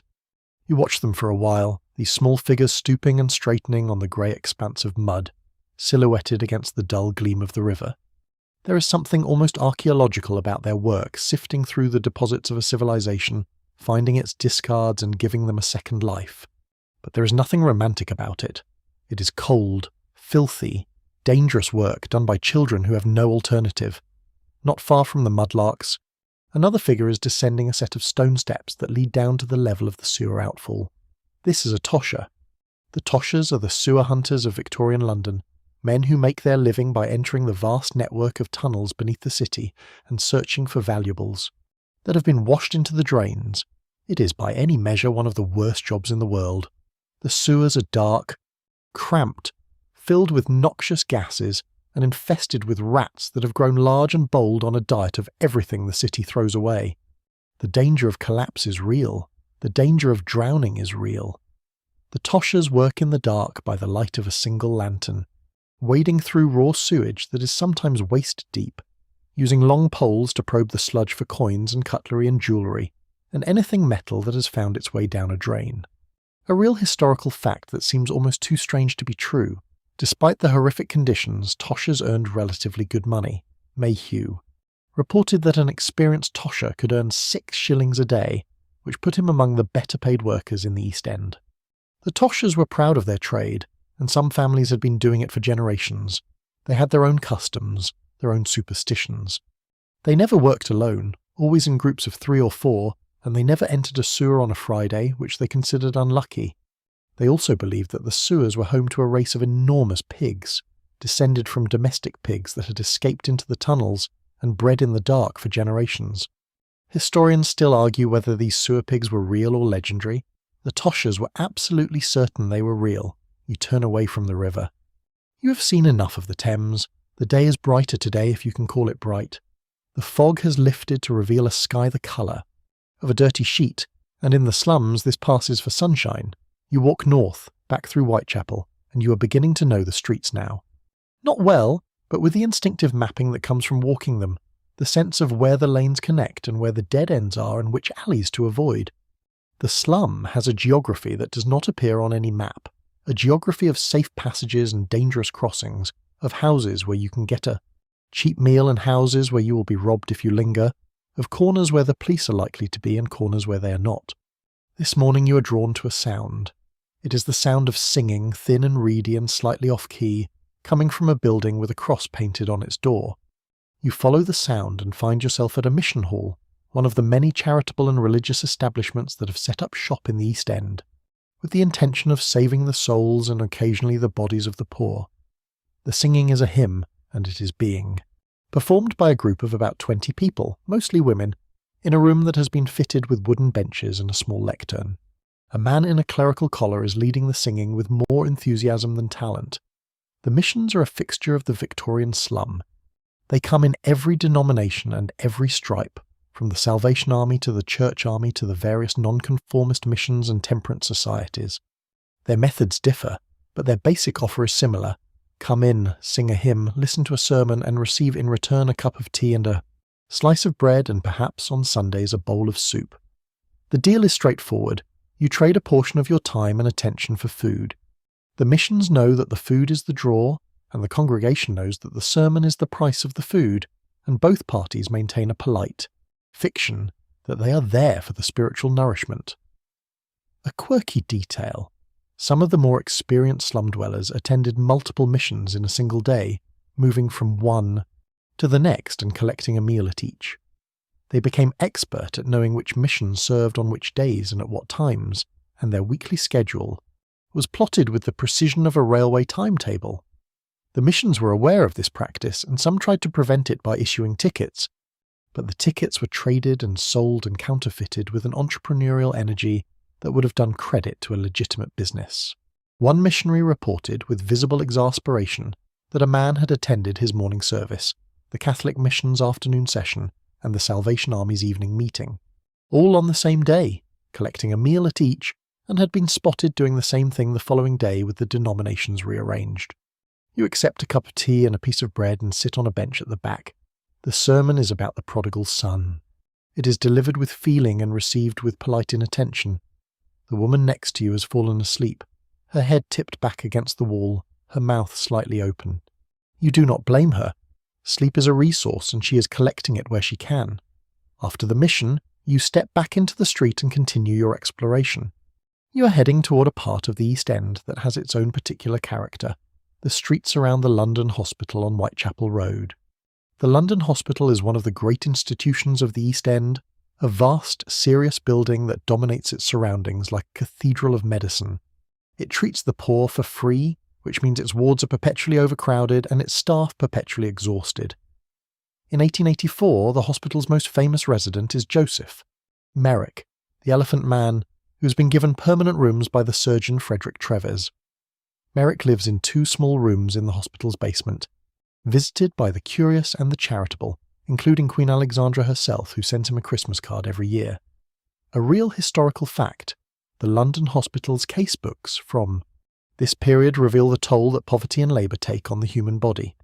Patients were admitted with injuries from industrial accidents, with tuberculosis and typhoid and cholera and smallpox. with malnutrition so severe that their bones were visible through their skin, with infections from rat bites and with wounds from violence. The most common complaint among women patients was what the records describe as debility, a word that covered a multitude of conditions but essentially meant exhaustion so total that the body simply stopped functioning properly. These women had worked and starved and endured until there was nothing left, and they arrived at the hospital as though they had been wrung out.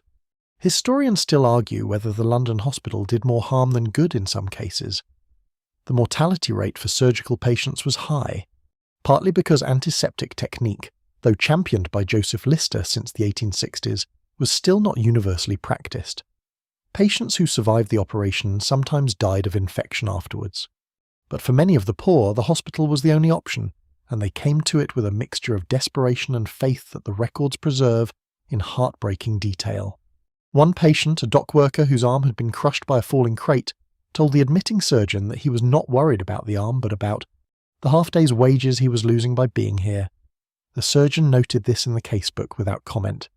You leave the hospital and walk back along Whitechapel Road, which at this time of day is one of the busiest thoroughfares in the East End.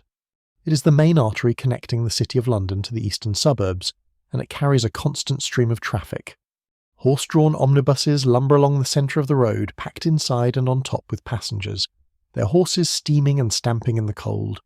Hansom cabs weave between them with the reckless confidence that cab drivers have displayed in every era. Carts loaded with goods of every description compete for space with, barrows pushed by costermongers and hand trucks pulled by boys. The noise is a solid wall of sound, hooves on stone, iron wheels on cobbles. The shouts of drivers and sellers and pedestrians who have narrowly avoided being run down. The pavements are just as crowded. You walk shoulder to shoulder with the moving mass of East End humanity. A woman with a basket of oranges on her head navigates the crowd with the grace of a dancer, never spilling a single fruit. A man carries a pole across his shoulders with a dead rabbit hanging from each end, advertising his wares to anyone with a shilling and a stew pot. A child darts between legs at knee height, appearing and disappearing like a trout in a stream. You keep your hand in your pocket, on your money, because pickpockets work these crowds with a skill that borders on art. Along the Whitechapel Road, the shops are a study in the economics of poverty. They sell everything, but they sell it in small quantities, because their customers buy in small quantities. You cannot buy a pound of tea here. You buy a quarter ounce or an eighth, measured out on brass scales and wrapped in a twist of paper. You cannot buy a whole loaf. You buy a slice, or half a slice. Candles are sold individually. Matches are sold by the box of a dozen, not the gross. Coal is sold by the handful, measured into paper bags. This is the poverty premium. The poor pay more per unit for everything they buy, because they can. Only afford to buy in tiny amounts. A pound of tea bought in bulk from a West End grocer costs 2 shillings. The same amount of tea, bought an eighth of an ounce at a time from an East End chandler, costs closer to 3. The mathematics of poverty are rigged against you at every turn. You stop at a shop window and look in. It is a marine store, which is a polite way of saying it sells second-hand everything. Boots, coats, tools, pots, pans, books, spectacles, dentures, artificial limbs, wigs, picture frames, doorknobs, a stuffed parrot under a glass dome. The shop is a museum of the flotsam of human life, items that were once owned and used and valued and have now washed up here. In this window, waiting to be owned and used again by someone with less money and fewer options than their previous owner. A quirky detail. Marine stores were regulated by law, and their proprietors were required to keep a register of every item they purchased, from whom and for how much. This was intended to prevent the sale of stolen goods, and it was about as effective as you might imagine. The registers were kept, more or less, but the descriptions of sellers were often vague to the point of uselessness. One register entry from a Whitechapel marine store reads simply, "Man, coat." The authorities were never able to determine which man or which coat. You continue along Whitechapel Road until you reach the junction with Commercial Street, and here you turn south. Commercial Street was cut through the slums in the 1840s and 50s, a wide new road driven like a blade through the maze of courts and alleys. It was intended to bring light and air and order to the East End, and in a sense it did. But it also simply displaced the poverty, pushing the residents of the demolished courts into the surrounding streets, making them more crowded than they were before. The new road attracted new buildings, Peabody buildings, and other model dwellings built by philanthropic trusts for the deserving poor, but the rents in these buildings were set too high for the poorest families, who could not afford them and remained in the slums that the buildings were supposed to replace. A real historical fact. The Peabody Trust, founded by the American banker George Peabody in 1862, was one of the largest providers of model dwellings in Victorian London. Peabody's buildings were solid, well-built, and infinitely superior to the tenements they replaced. But they came with strict rules. No wallpaper, no pets, no washing on Sundays, no noise after 10 at night, weekly inspections by a superintendent. The tenants were expected to be clean, sober, and respectable, and those who fell below the standard were evicted. The buildings were, in effect, housing for the working poor who were already on the verge of respectability, not for the desperately poor who needed help most. Historians still argue whether the philanthropic housing movement helped or hurt the slum dwellers it claimed to serve. The buildings were better than what they replaced, but they could not be built fast enough to house everyone, and the displacement effect meant that for every family housed in a model dwelling, several more were pushed into worse conditions elsewhere. It was a game of musical chairs played with human misery, and there were never enough chairs. You turn off Commercial Street into a lane that leads down towards Spitalfields Market. The market is a covered hall where wholesale traders sell fruit and vegetables to the costermongers and shopkeepers of the East End. At this time of day the main trading is over, but the market is still busy with the business of cleaning up, and the gutters outside are running with the water from the washdown, carrying with it cabbage leaves and potato peelings and squashed fruit. The waste from the market feeds a secondary economy. Women and children pick through the gutters, collecting anything that is still edible, which by the standards of the slums means anything that is not actively decomposing. A woman with a sack is gathering bruised apples. A boy is sorting through a pile of wilted greens, separating the merely limp from the genuinely rotten. Spitalfields Market in the 1880s is surrounded by some of the most famous and infamous streets in the East End. To the north, Brick Lane. To the east, Fournier Street, with its grand Huguenot houses now subdivided and packed with immigrant families. To the south, Dorset Street, which you have already visited, and all around the labyrinth of courts and alleys that make this district one of the most densely populated in England. You walk through the market and emerge on the other side, and you find yourself in a street that is different from the others. It is quieter, for one thing. The buildings are the same tired brick, but they have a certain solidity that the tenements lack. The doors are painted, the steps are swept, the windows have curtains, real curtains, not sacking. This is a street where people who are poor but not destitute live, the stratum of the working class that Victorian social investigators called the respectable poor. They are factory workers, clerks, skilled tradesmen, people who earn just enough to maintain a room of their own, a meal every day, and the all-important distinction between themselves and the people one street over who have nothing. The distinction matters intensely to the people who maintain it. The respectable poor live in terror of falling. One illness, one accident, 1 week without work, and the thin line that separates a clean room with curtains from a lodging-house bed can snap like a thread. They guard their respectability with a ferocity that outsiders sometimes find hard to understand. They keep their steps clean. They mend their clothes until there is more mending than cloth. They go to church, or at least are seen going to church. They refuse the charity that the missions offer even when they are hungry, because accepting charity is an admission of defeat. Charles Booth, the social investigator who mapped every street in London by income and class in the 1880s and 90s, colour-coded this class of people pink on his maps. Just above the blue of the poor and the dark blue of the very poor, pink, a colour that suggests the faintest possible warmth, 1 degree above cold. A quirky detail from Booth's survey. He employed a team of investigators who walked every street in London, noting the condition of the buildings, the appearance of the residents, the state of the pavements, and even the quality of the curtains in the windows. Curtains were, for Booth's investigators, a key indicator of social status. Clean white curtains meant respectable. Dirty or torn curtains meant struggling. No curtains at all meant poor. The curtain index, as it might be called, was surprisingly accurate. You could map the economic geography of the East End simply by looking at windows. You're now in a part of Whitechapel where the population is overwhelmingly Jewish. The Jewish immigrants from Russia, Poland and Romania, who have flooded into the East End in the wake of the pogroms, have created a community within a community. The shop signs are in Yiddish. The conversations on the street are in Yiddish. The smell from the kitchens is different. The warm, yeasty smell of challah bread, the sweet tang of pickled herring, the savoury depth of chicken soup. On Friday evenings, when the Sabbath begins, candles appear in windows all along the street, and the rushing, clattering, shouting energy of the East End slows, just here, just for a moment, to something quieter and more deliberate. A real historical fact. The arrival of the Jewish immigrants in the 1880s created tensions with the existing population of the East End. Anti-immigrant sentiment, stoked by newspapers and politicians, led to the Aliens Act of 1905, the first legislation in Britain specifically designed to restrict immigration. The Jewish community in the East End responded to hostility with a combination of self-reliance and institution building, establishing their own schools, synagogues, hospitals, friendly societies and trade unions.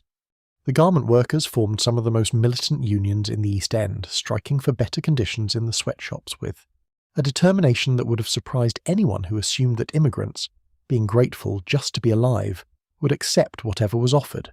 Historians still argue whether the experience of the Jewish immigrants in the Victorian East End was fundamentally different from that of other immigrant groups, or whether it was simply the latest chapter in a much older story of newcomers arriving in the city with nothing and building something from the ground up. The streets themselves offer no opinion. They absorb everyone. You have been in the slums for 3 days now, and your body is beginning to register complaints that go beyond the ordinary. Your feet are blistered from the cracked boots. Your shoulders ache from the dock work. There is a persistent cough settling into your chest that you try not to think about. But more than the physical discomfort, there is a mental weight, a heaviness that comes from being surrounded by need.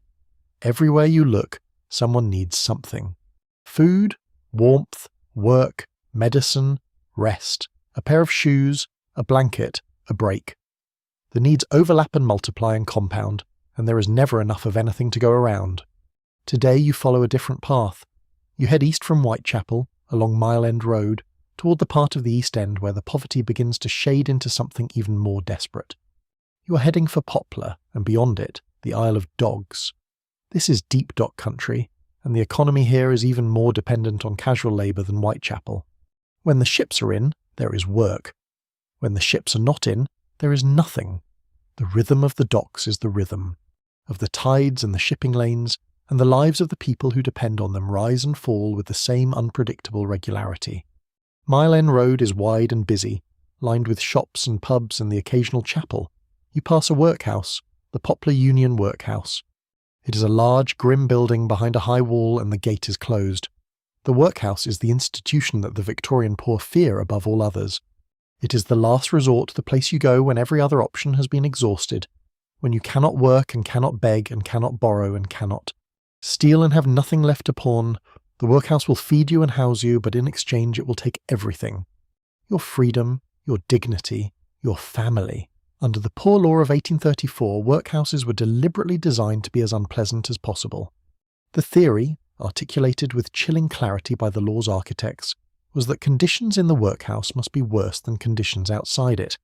Otherwise, the poor would choose to be maintained at public expense rather than working.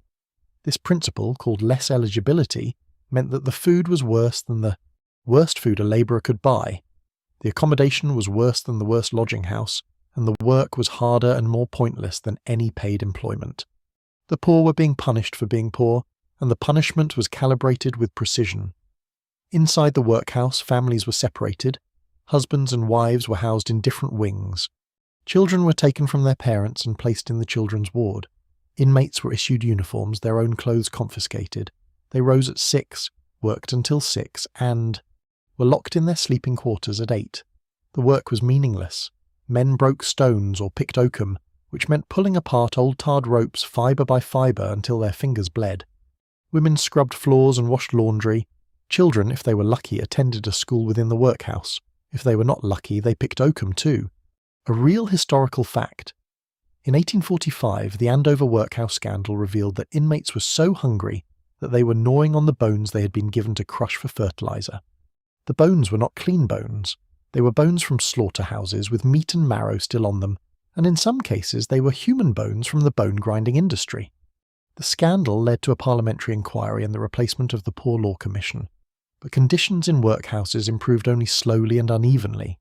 A quirky detail, some workhouse inmates developed elaborate strategies for concealing food from the weekly inspections. One woman at the Whitechapel workhouse was found to have been hiding pieces of bread inside her mattress for months, building up a secret reserve against the fear of even greater hunger.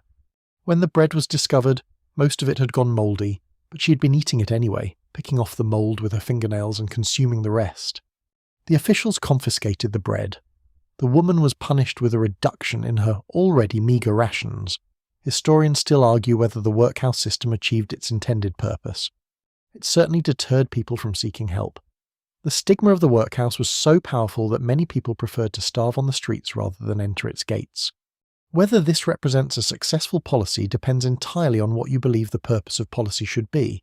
If the purpose is to minimise the number of people, claiming public assistance, the workhouse was a triumph. If the purpose is to alleviate suffering, it was a catastrophe. You walk past the workhouse gate without stopping. The gate is closed, but you can see through the bars of the fence to the yard beyond, where a group of men in grey uniforms are shuffling across the cobblestones carrying sacks. Their faces are blank in the way that institutional life makes faces blank, the expression of people who have given up expecting anything from the day ahead. You keep walking.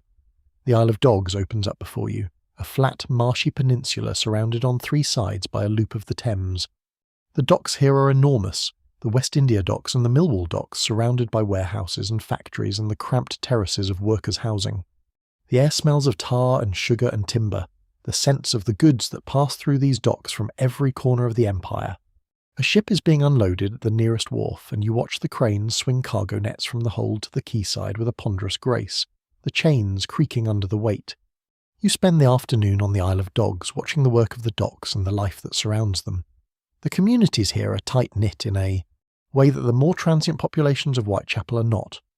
Dock workers' families have lived in these streets for generations, and there is a solidarity born of shared hardship that manifests in small, practical ways. Neighbours watch each other's children. Women share food when one family runs short. Men cover for each other at the dock. Gate, giving a nod to the foreman on behalf of a friend who is sick. It is not charity. It is survival by mutual agreement. A recognition that in a world where the margin of error is zero, the only insurance available is each other. You stop at a pub near the Millwall docks. The pub is called the Ship and Castle, or something like it, and it is the social hub of the street. Inside, the air is thick with tobacco smoke and the smell of beer and the sound of conversation conducted at a volume that assumes everyone in the room is slightly deaf, which, given the noise levels of the docks, many of them probably are. You buy a half pint for a penny and stand at the bar. The conversation around you is about work. It is always about work. Who has been taken on this week and who has not? Which foreman is fair and which is corrupt? Whether the new dock company will bring more ships or fewer? Whether the threatened strike will happen? The dock workers have been agitating for better conditions since the Great Dock Strike of 1889, which is still 5 years in the future from where you're standing, but already stirring in the talk and the frustration. The grievances are specific and accumulating. The casual system is the biggest one, being hired by the half day with no guarantee of work from one morning to the next means that dock workers can never plan, never save, never feel secure. They are at the mercy of the foreman's whim and the shipping schedule. A real historical fact. When the Great Dock Strike finally comes in August of 1889, it will be triggered by a dispute over the pay for unloading. A ship called the Lady Armstrong. The men are offered a bonus, then the bonus is withdrawn, and the simmering resentment of years boils over. Over 100,000 workers will eventually join the strike, paralysing the Port of London. The strike leader, Ben Tillett, will stand on a barrel by the dock, gate and address crowds so large that they spill into the surrounding streets. The strikers will march through the city of London carrying fish heads on poles, demanding what they call the docker's tanner, 6p an hour, the minimum they need to survive. The strike will last 5 weeks and will succeed, largely because of donations from trade unions in Australia, which arrive just as the strike fund is about to run out. But that is the future. Right now, in the pub, the talk is of more immediate concerns. A man next to you is describing how he was turned away from the dock gate this morning despite arriving at 5 o'clock. He had walked 3 miles in the dark to get there. Another man says he has found work at a gasworks, shoveling coke, which pays better than the docks but is destroying his lungs. A third man says nothing at all. He just stares at his empty glass. You finish your beer and step outside. The afternoon light is failing again, that quick November descent into darkness. You walk back toward Whitechapel along the commercial road, which runs parallel to the river, lined with warehouses and factories and the occasional chapel or mission hall.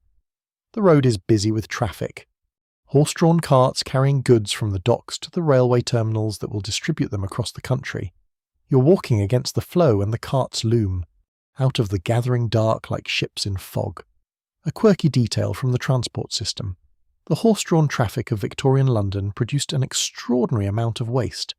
It is estimated that in the 1880s there were approximately 300,000 horses working in London, each producing between 15 and 35 pounds of manure per day. That is roughly 4 to 5 million pounds of horse manure deposited on London streets every day. Add to that the urine, estimated at a gallon per horse per day, and the occasional dead horse, which had to be left where it fell until the knacker's cart could collect it. The streets of the East End, which were less frequently cleaned than those of the West End, were ankle-deep in the stuff during wet weather. You're walking through it now. Historians still argue whether the horse pollution problem of Victorian London was worse than the air pollution problem that replaced it when motor vehicles arrived. The horses produced a different kind of filth, organic and biodegradable, but also a breeding ground for disease. The motors produced carbon monoxide and lead and particulate matter. That was invisible but possibly more harmful in the long run. Both were terrible. The Victorians would have been astonished to learn that the future would judge their horses as harshly as they judged their factories. Night falls and you are back in Whitechapel. The streets are darker now than they were on your first night here, or perhaps you are simply more aware of the darkness, more attuned to its qualities and its dangers. You know now which streets to avoid after dark, which corners are occupied by people who do not welcome company, which doorways are safe to shelter in, and which are not. You have learned the nocturnal geography of the slum, and it is a different map from the daytime one. You're walking along a street off Commercial Road when you hear music. Not the rough singing of a penny gaff or the drunken chorus from a pub, but something more deliberate. You follow the sound and find a Salvation Army. Band playing on a street corner. 4 people, a man with a cornet, a woman with a tambourine, and 2 others with brass instruments that gleam faintly in the gaslight. They are playing a hymn, and they are playing it with the earnest, slightly out-of-tune enthusiasm that is the Salvation Army's signature. Around them, a small crowd has gathered, not to listen so much as to see what happens next. The Salvation Army was founded by William Booth in 1865 in, of all places, the East End of London. Booth was a Methodist preacher who believed that traditional churches had abandoned the poor, and that a new kind of ministry was needed, one that went to the people rather than waiting for the people to come to it. He called his organisation the Salvation Army because he saw the fight against sin and poverty as a military campaign, and he gave his followers ranks. General, colonel, major, captain, and uniforms, the dark blue suits and bonnets that have become one of the most recognisable outfits in the world. By the 1880s, the Salvation Army is a significant presence in the East End, running shelters and soup kitchens and holding open-air meetings on street corners exactly like this one. The cornet player finishes the hymn and a woman steps forward. She is small and fierce-looking, with the kind of eyes that suggest she has seen everything and been surprised by none of it. She begins to preach. Her voice is clear and carries easily over the background noise of the street. She talks about redemption and hope and the love of God, and she talks about them in a way that does not sound like the comfortable theology of a Sunday morning sermon. She talks about them as though they are urgent, immediate, necessary, like food or water or warmth. Some of the crowd listen. Some drift away. A man shouts something rude and is ignored. The woman continues. A real historical fact. The Salvation Army faced extraordinary opposition in its early years. Not from the poor it was trying to help, but from the brewery industry, which saw its temperance message as a threat to profits. And from mobs organised by pub owners to disrupt its meetings. Salvationists were regularly assaulted. Between 1878 and 1882, nearly 700 Salvation Army members were physically attacked, and 60 buildings used by the army were wrecked. One Salvationist, a young woman named Susanna Beattie, was beaten so badly at a meeting in Sheffield that she died of her injuries. The army called its persecuted members its martyrs, and the list of those injured or killed in the line of duty runs into the hundreds. A quirky detail. The Salvation Army's use of brass bands was a deliberate tactical decision. Booth had noticed that the music halls and penny gaffs of the slums were always packed while churches stood empty. He reasoned that if entertainment could draw the poor out of their homes, then the army should use entertainment too, specifically music that was loud, accessible, and impossible to ignore. When critics complained that the army's music was vulgar and undignified, Booth reportedly replied, "Why should the devil have all the best tunes? You stand at the edge of the crowd and listen for a while. The woman finishes preaching and the band strikes up another tune, a marching song this. Time, and the crowd begins to disperse. A few people follow the band as it moves off down the street, the sound of the cornet fading into the fog. You stay where you are. The corner is quiet now, the gaslight flickers, the street is empty except for you and the lingering echo of the music and the drizzle, which has returned with the patient persistence of something that has nowhere else to be. Historians still argue whether the Salvation Army did more good than the secular charities that operated alongside it, or whether its insistence on religious conversion as a condition of help made it less effective than organisations that simply offered aid without strings attached. The answer probably depends on who you ask. If you ask the woman who got a bed and a meal at a Salvation Army shelter on a night when she would otherwise have slept in a doorway, the theological niceties may seem less important than the fact that she did not freeze. The days blur together in the slums. Time moves differently here. It is not marked by the clock so much as by the rhythms of need. You wake when hunger or cold or noise wakes you. You eat when you can afford to eat, which is not always when you are hungry. You work when work is available, which is not always when you need it. The concept of a weekend, of leisure, of time that belongs to you and not to the relentless business of survival, is foreign. Sunday is slightly different because some of the factories close and the missions do their best business, and there is an enforced pause in the commercial life of the streets. But even Sunday in the slums is not a day of rest.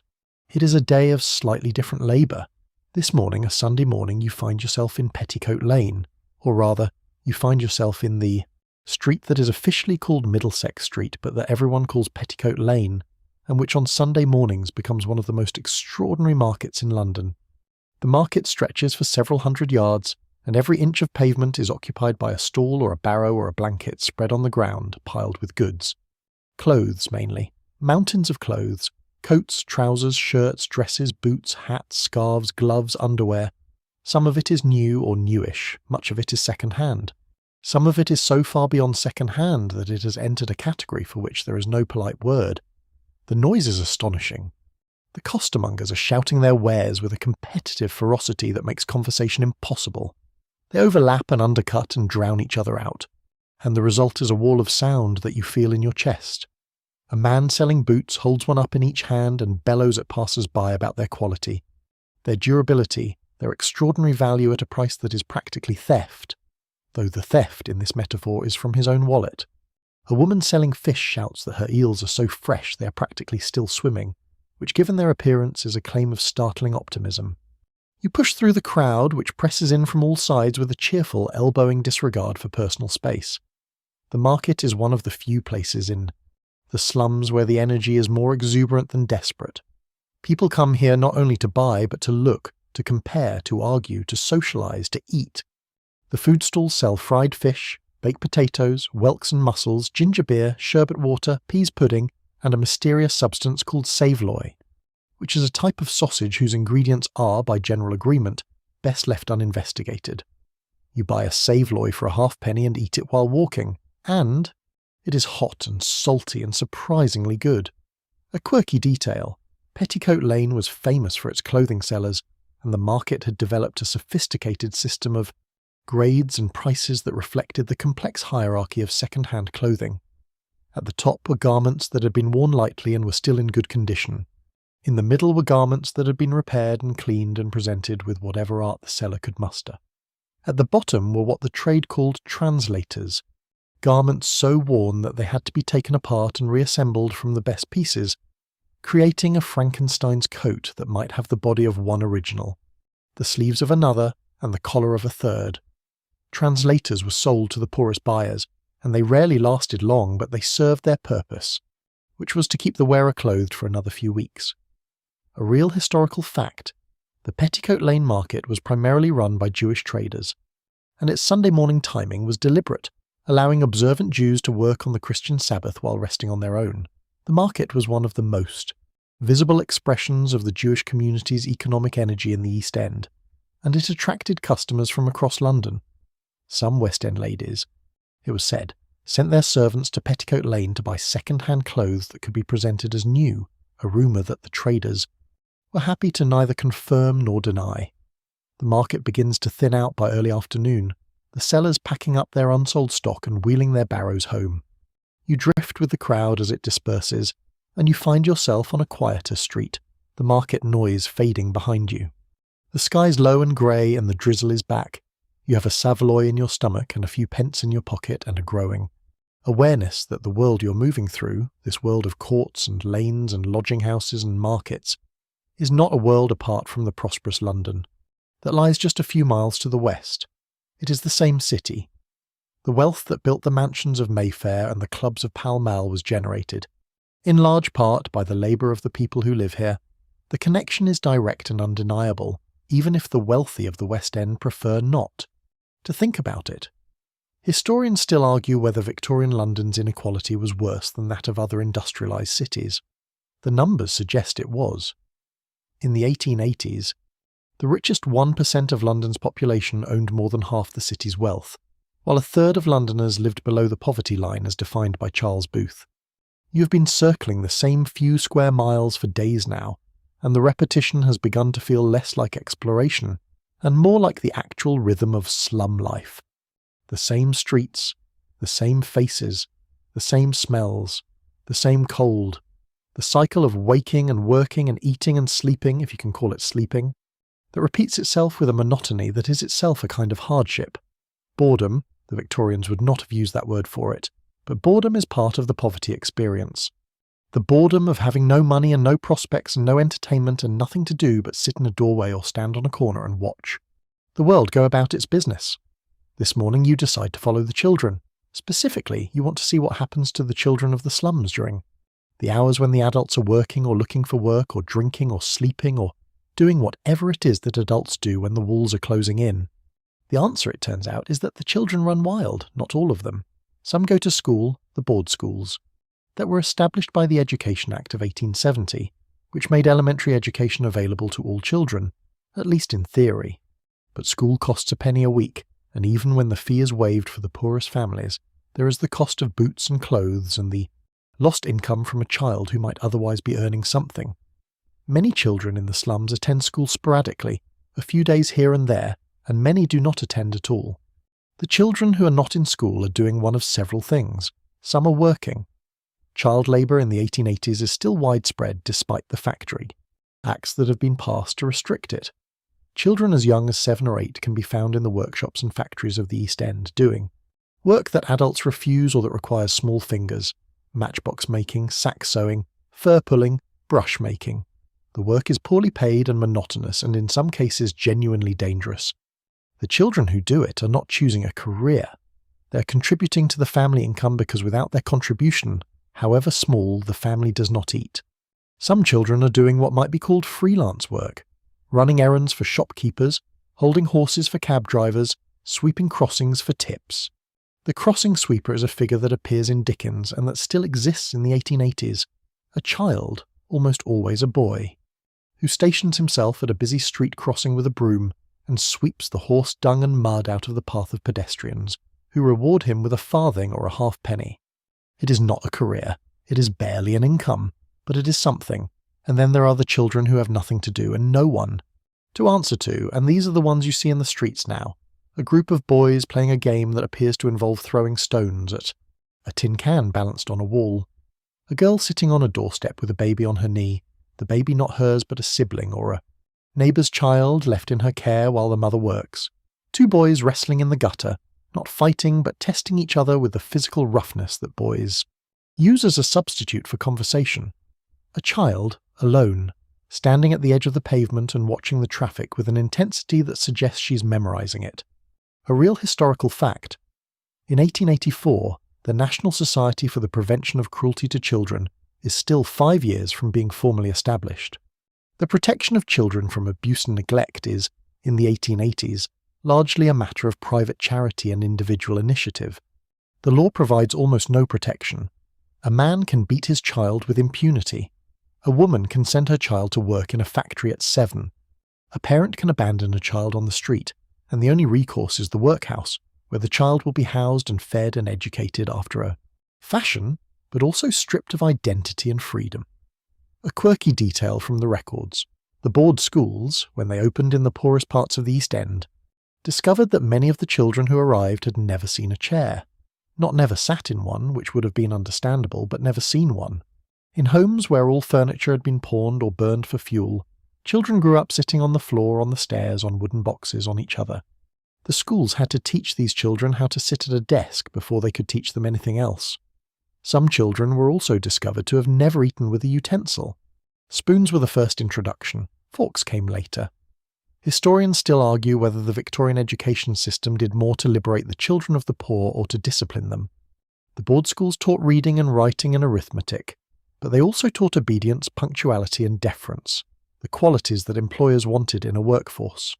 Whether education was a gift or a tool of social control depends on who is telling the story. The children themselves left few records of their opinions. You follow the children back to their streets and find yourself near a building that stands out from its neighbours in the way that buildings stand out when someone has deliberately tried to make them look respectable. It is a board school, and the children are filing back in after their midday break. The school is a tall, angular building with large windows designed to let in the maximum light. It was built in the London School Board's distinctive style, red brick with stone dressings, and despite its age it still looks sturdier than anything else on the street. This is because it was built to a standard. Everything else was built to a price. You watch the children enter. They are dressed in the uniform of the slum child, which is whatever fits and is not actually falling apart. Patched trousers, shirts too large or too small, pinafores made from flour sacks. Many are barefoot.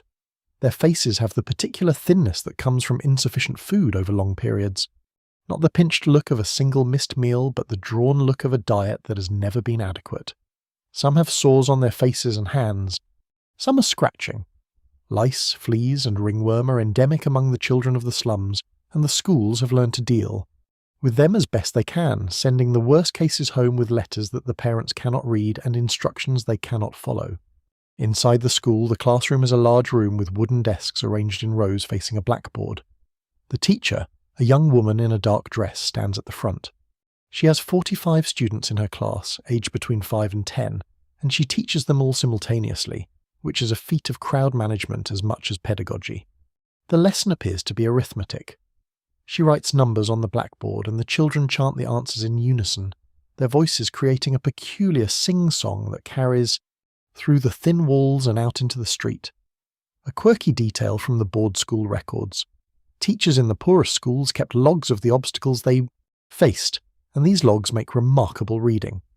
One teacher noted that on a particularly cold morning, she could not begin the lesson because half her class was shivering, too violently to hold their chalk. Another recorded that a boy had fallen asleep at his desk and when woken explained that he had spent the night in a barrel in a brewery yard because his mother had been evicted and he had nowhere else to go.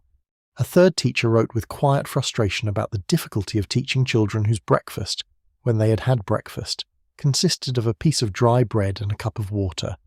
The school provides something that the slum streets cannot. It provides routine, warmth, and occasionally food. Some schools run feeding programs, offering a midday meal to the hungriest children. The meals are basic, bread and soup or bread and milk, but for some children this is the only proper meal they will eat all day. The feeding programs are controversial. Some officials argue that providing free meals to children encourages parental irresponsibility. If the state feeds the children, the argument goes, the parents will stop trying. This argument is advanced by people who have never been hungry. You leave the school and walk on. The afternoon is grey and quiet. A woman is sitting on the pavement outside a building with a sign that reads, Dispensary for Women and Children. She's waiting to see the doctor. The dispensary is a free clinic staffed by volunteers, and it provides basic medical care to people who cannot afford a regular doctor.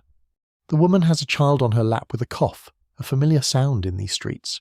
She rocks the child absently, staring at the opposite wall with the patience of someone who has spent a significant portion of her life waiting for things that are not going to arrive quickly.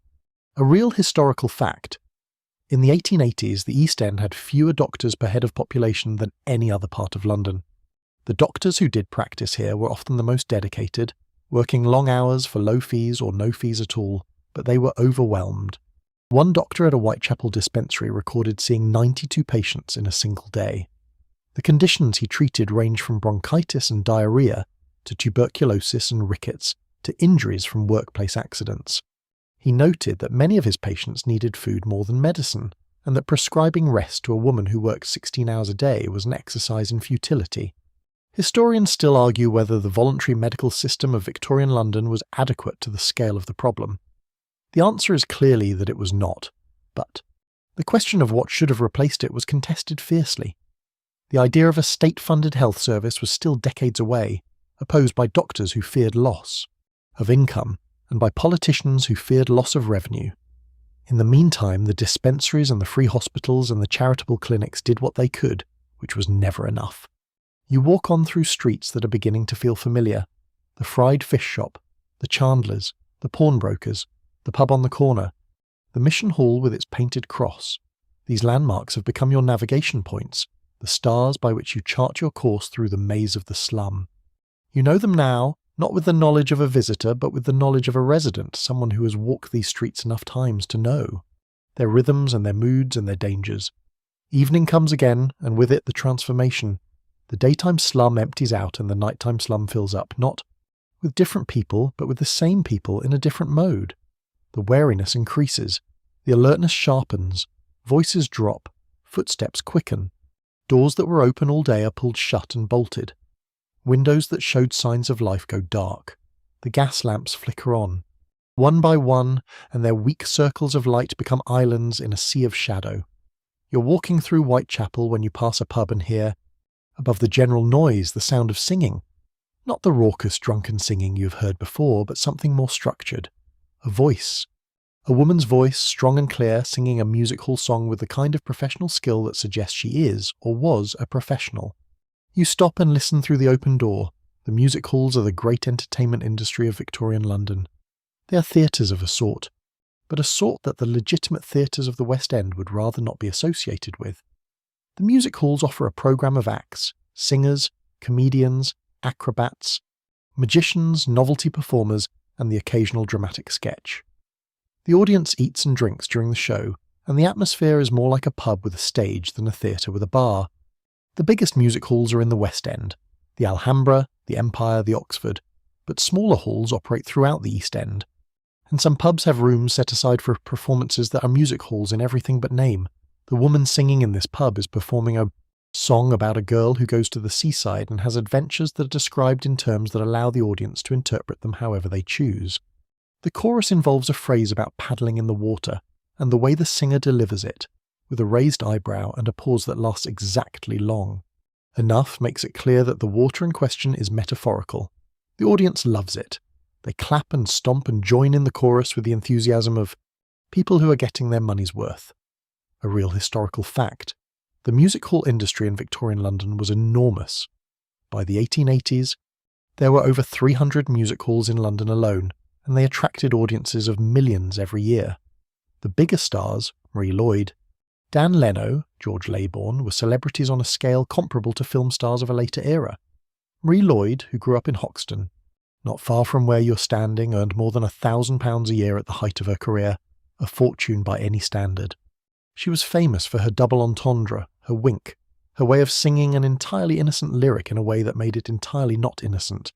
When morality campaigners tried to clean up the music halls, Lloyd responded by performing a song called Come Into the Garden, Mauder, in such an outrageously suggestive manner that the censors were forced to admit they could not actually identify anything objectionable in the words.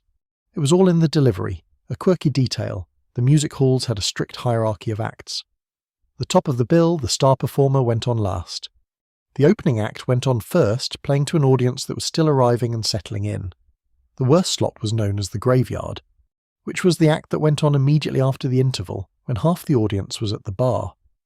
Performers fought bitterly for their position on the bill, and the negotiations between artists and managers were conducted with an intensity that would have done credit to an international arms treaty. You leave the pub and the singing fades behind you. The night is fully dark now and the cold has deepened. You pull your jacket around you and walk with your hands in your pockets. The streets are emptier than they were, but they are not empty. Figures move in the shadows. A couple arguing in a doorway, their voices low and urgent. A man leaning against a wall, smoking, watching the street with an expression that is either bored or dangerous, and in the dark it is hard to tell the difference. A woman walking quickly, her boots clicking on the cobblestones, glancing over her shoulder. You think about the woman walking.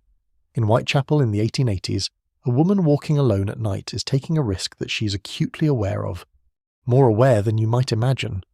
Not because of the danger that will become famous in the autumn of 1888, when the Whitechapel murders will make these streets the most infamous in the world. That is still 4 years away. But because the ordinary daily dangers of the slum are danger enough.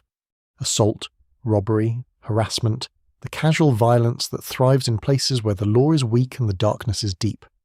Historians still argue about whether the streets of the East End were more dangerous than the streets of other poor neighbourhoods in Victorian cities, or whether the East End's reputation for violence was exaggerated by sensation-seeking journalists. The statistics suggest that violent crime was higher here than in most other parts of London, but the statistics also suggest that the most common victims were the poorest and most vulnerable. The people least likely to report a crime and least likely to be believed if they did. The night deepens and the temperature drops. You can feel the cold in your bones now, not just on the surface of your skin, but deeper. In the joints and the marrow, that penetrating damp cold that Victorian Londoners endured for months every winter. You need shelter, and tonight you head for a place you have heard about from other lodgers. The casual ward of the workhouse. The casual ward is the workhouse's concession to the utterly destitute. It is separate from the main workhouse and provides a single night's shelter and a meal in exchange for a task of work the following morning. The casual ward does not require you to give up your freedom the way the main workhouse does. You come in the evening, you sleep, you work for a few hours in the morning, and then you leave. It is the emergency room of the Victorian welfare system, and it is, as you might expect, grim. You arrive at the casual ward of the Whitechapel Union Workhouse at about 8 in the evening. There is already a queue. A dozen men and a few women standing in the cold waiting for the door to open. They stand quietly, not because they have nothing to say, but because the cold and the fatigue and the particular humiliation of queuing for charity have drained the conversation out of them. When the door opens, they file in one by one. A man at a desk takes your name. You are given a piece of bread and a mug of thin cocoa. You are shown to a cell, because that is what it is, a narrow room with a wooden bench and a blanket, and you are locked in. The locking in is the detail that makes the casual ward different from the lodging house. You cannot leave until morning. You are, for the duration of your stay, a prisoner of the welfare system. The reason for the locked doors is ostensibly to prevent people from leaving without completing their morning task. But the effect is to transform an act of charity into an act of confinement. You lie on the wooden bench, which is approximately as comfortable as it sounds, and you stare at the ceiling and you listen to the sounds of the ward. Someone coughing, always someone coughing, someone snoring, someone talking in their sleep, words that make no sense but carry a tone of distress that needs no translation. A real historical fact. In 1866, a man named Timothy Daly died in the casual ward of the Whitechapel workhouse. The inquest revealed that he had been suffering from bronchitis and had been admitted to the ward in a weakened state.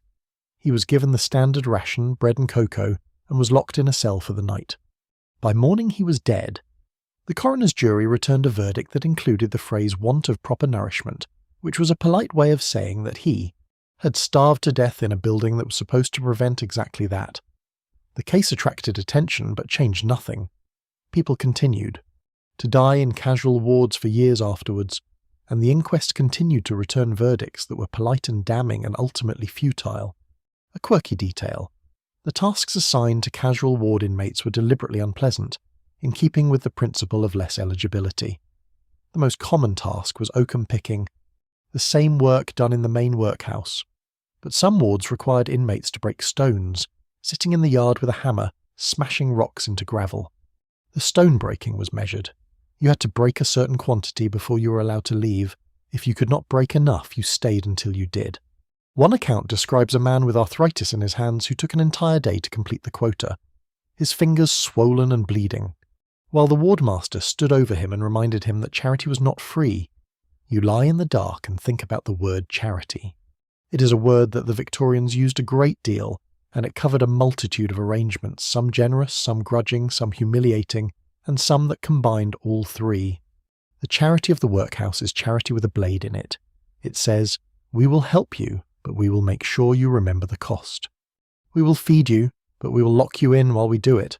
We will shelter you, but we will take your dignity as payment." Morning comes, and with it the oakum. You sit on a bench in a cold room and pull apart tarred rope with your fingers until the fibres separate into coarse brown threads.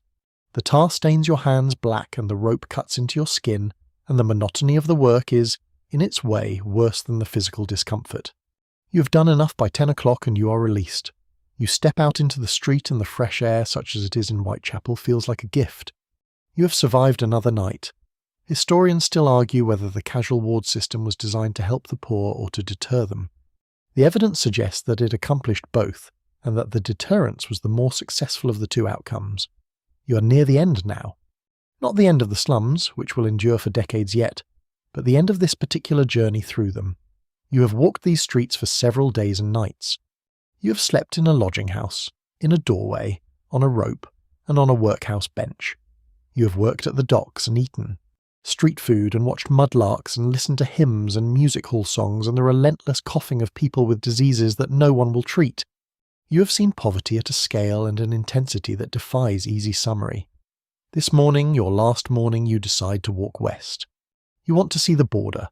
Not a formal border, because there is none, but the point at which the East End becomes the City of London, where the world of the slums gives way to the world of money. The transition is abrupt.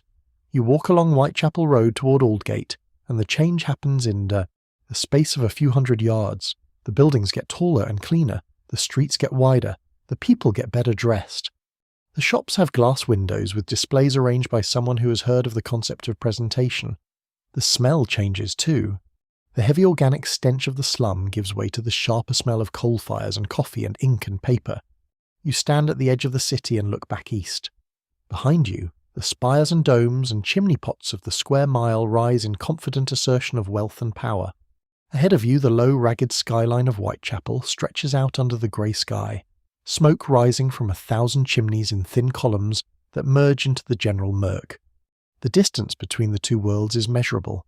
A fit person could walk from the Bank of England to the worst lodging house in Dorset Street in about 20 minutes. A hansom cab could do it in 10. The proximity is the scandal. Not that poverty exists, which is universal and eternal, but that it exists within sight, and smell and walking distance of some of the most concentrated wealth in human history. Charles Booth, the social scientist, documented this proximity with merciless precision. His poverty maps, published between 1889 and 1903, colour-coded every street in London by the income and social class of its residents. The maps are beautiful objects, exquisitely drawn and shaded, and they tell a story that is anything but beautiful. The gold and red streets of the wealthy West End give way as you move east to pink, to purple, to light blue, to dark blue, and finally to black. Black on Booth's maps means the lowest class, vicious, semi-criminal. There is a lot of black in Whitechapel. A real historical fact. When Booth began his survey, he expected to find that about 25% of Londoners lived in poverty. His research revealed that the actual figure was closer to 35%. More than a third of the population of the richest city on earth lived below the poverty line. The finding shocked the nation, though arguably it should not have shocked anyone who had actually visited the East End, which most of the nation had not. Booth's maps became famous. They were studied by politicians, debated in Parliament, and used by reformers to argue for change. The change, when it came slowly. But it came. A quirky detail about Booth's methodology. He did not simply send investigators into the streets. He also walked them himself, extensively and personally, sometimes in disguise, dressed as a working man, staying in lodging houses, eating in coffee shops, talking to the people he was studying. He did this not because he doubted his investigators, but because he believed that statistics without experience were hollow. He wanted to know not just how many people were poor, but what being poor felt like. He was in this respect unusual among the social scientists of his era, most of whom preferred to study poverty from a safe distance. You turn away from the city and walk back into Whitechapel. The border is behind you now. You are back in the world of courts and alleys and lodging houses and the smell of drains and the sound of coughing. Back in the world where fourpence is a fortune and a dry pair of boots is a luxury and a full stomach is a memory. You walk slowly because there is no reason to hurry, because hurrying implies a destination, and in the slums, the destination is always the same. It is the next meal, the next bed, the next day. Historians still argue about whether Victorian London's poverty was a necessary evil of industrialisation, an unavoidable stage in economic development that would eventually lead to greater prosperity for all, or whether it was a moral failure, a choice made by a society that could have done better and chose not to. The people of the slums, had they been asked, might have had their own opinion on the matter, but they were not asked. They rarely were. The light is fading again. Your last evening in the slums, and the sky is doing what London skies do best, which is to produce a sunset that nobody notices because it is happening behind 6 layers of cloud and an ocean of coal smoke. The grey deepens to a deeper grey, and then to a grey so dark it might as well be called night, and the gas lamps come on, one by one, their faint orange glow appearing in the murk like drowsy eyes opening. You walk through streets you know now, past the pump in the courtyard where the children play, past the lodging house with the deputy who never smiles, past the fried fish shop where the oil sizzles and the newspaper wrappings flutter, past the doorway where you slept, where someone else is sleeping now, a figure curled against the cold with a coat pulled over their head. You walk past all of it, and the sounds wash over you the way sounds do when you have heard them enough times that they become background, the texture of a place rather than its events. You end up by the river, not at the docks this time, but further west, where the Thames curves past Shadwell and the old stairs lead down to the water's edge. The tide is out and the mud gleams darkly in the faint light. The river moves silently, or what passes for silence in London, a vast, slow, patient movement of dark water, carrying the city's secrets and the city's waste toward the sea. A barge passes, its navigation light a single orange point on the black water, moving so slowly it seems almost to be standing still. You sit on the stone steps and look at the river and breathe. The air is cold and damp and carries the familiar smell of the Thames, that unique London smell of mud and salt and industry and history and something underneath all of it, that is simply the smell of a very old city that has been living on the banks of this river for 2,000 years. The smell is not pleasant, but it is not entirely unpleasant either. It is simply the smell of here. Somewhere behind you, the city is doing what it always does. Working, sleeping, drinking, praying, stealing, crying, laughing, dying, being born. The slums are doing what they always do, which is everything the city does but more so, and with less margin for error, and with less chance of it ending well.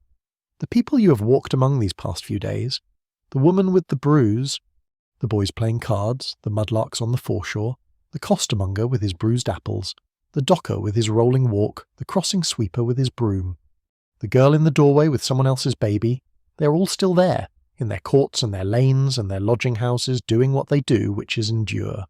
Endurance is the word that keeps coming back to you. Not courage, though there is courage here. Not resilience, though there is resilience. Endurance. The sheer, grinding, day after day, night after night willingness to keep going when every rational calculation says there is nothing to keep going for.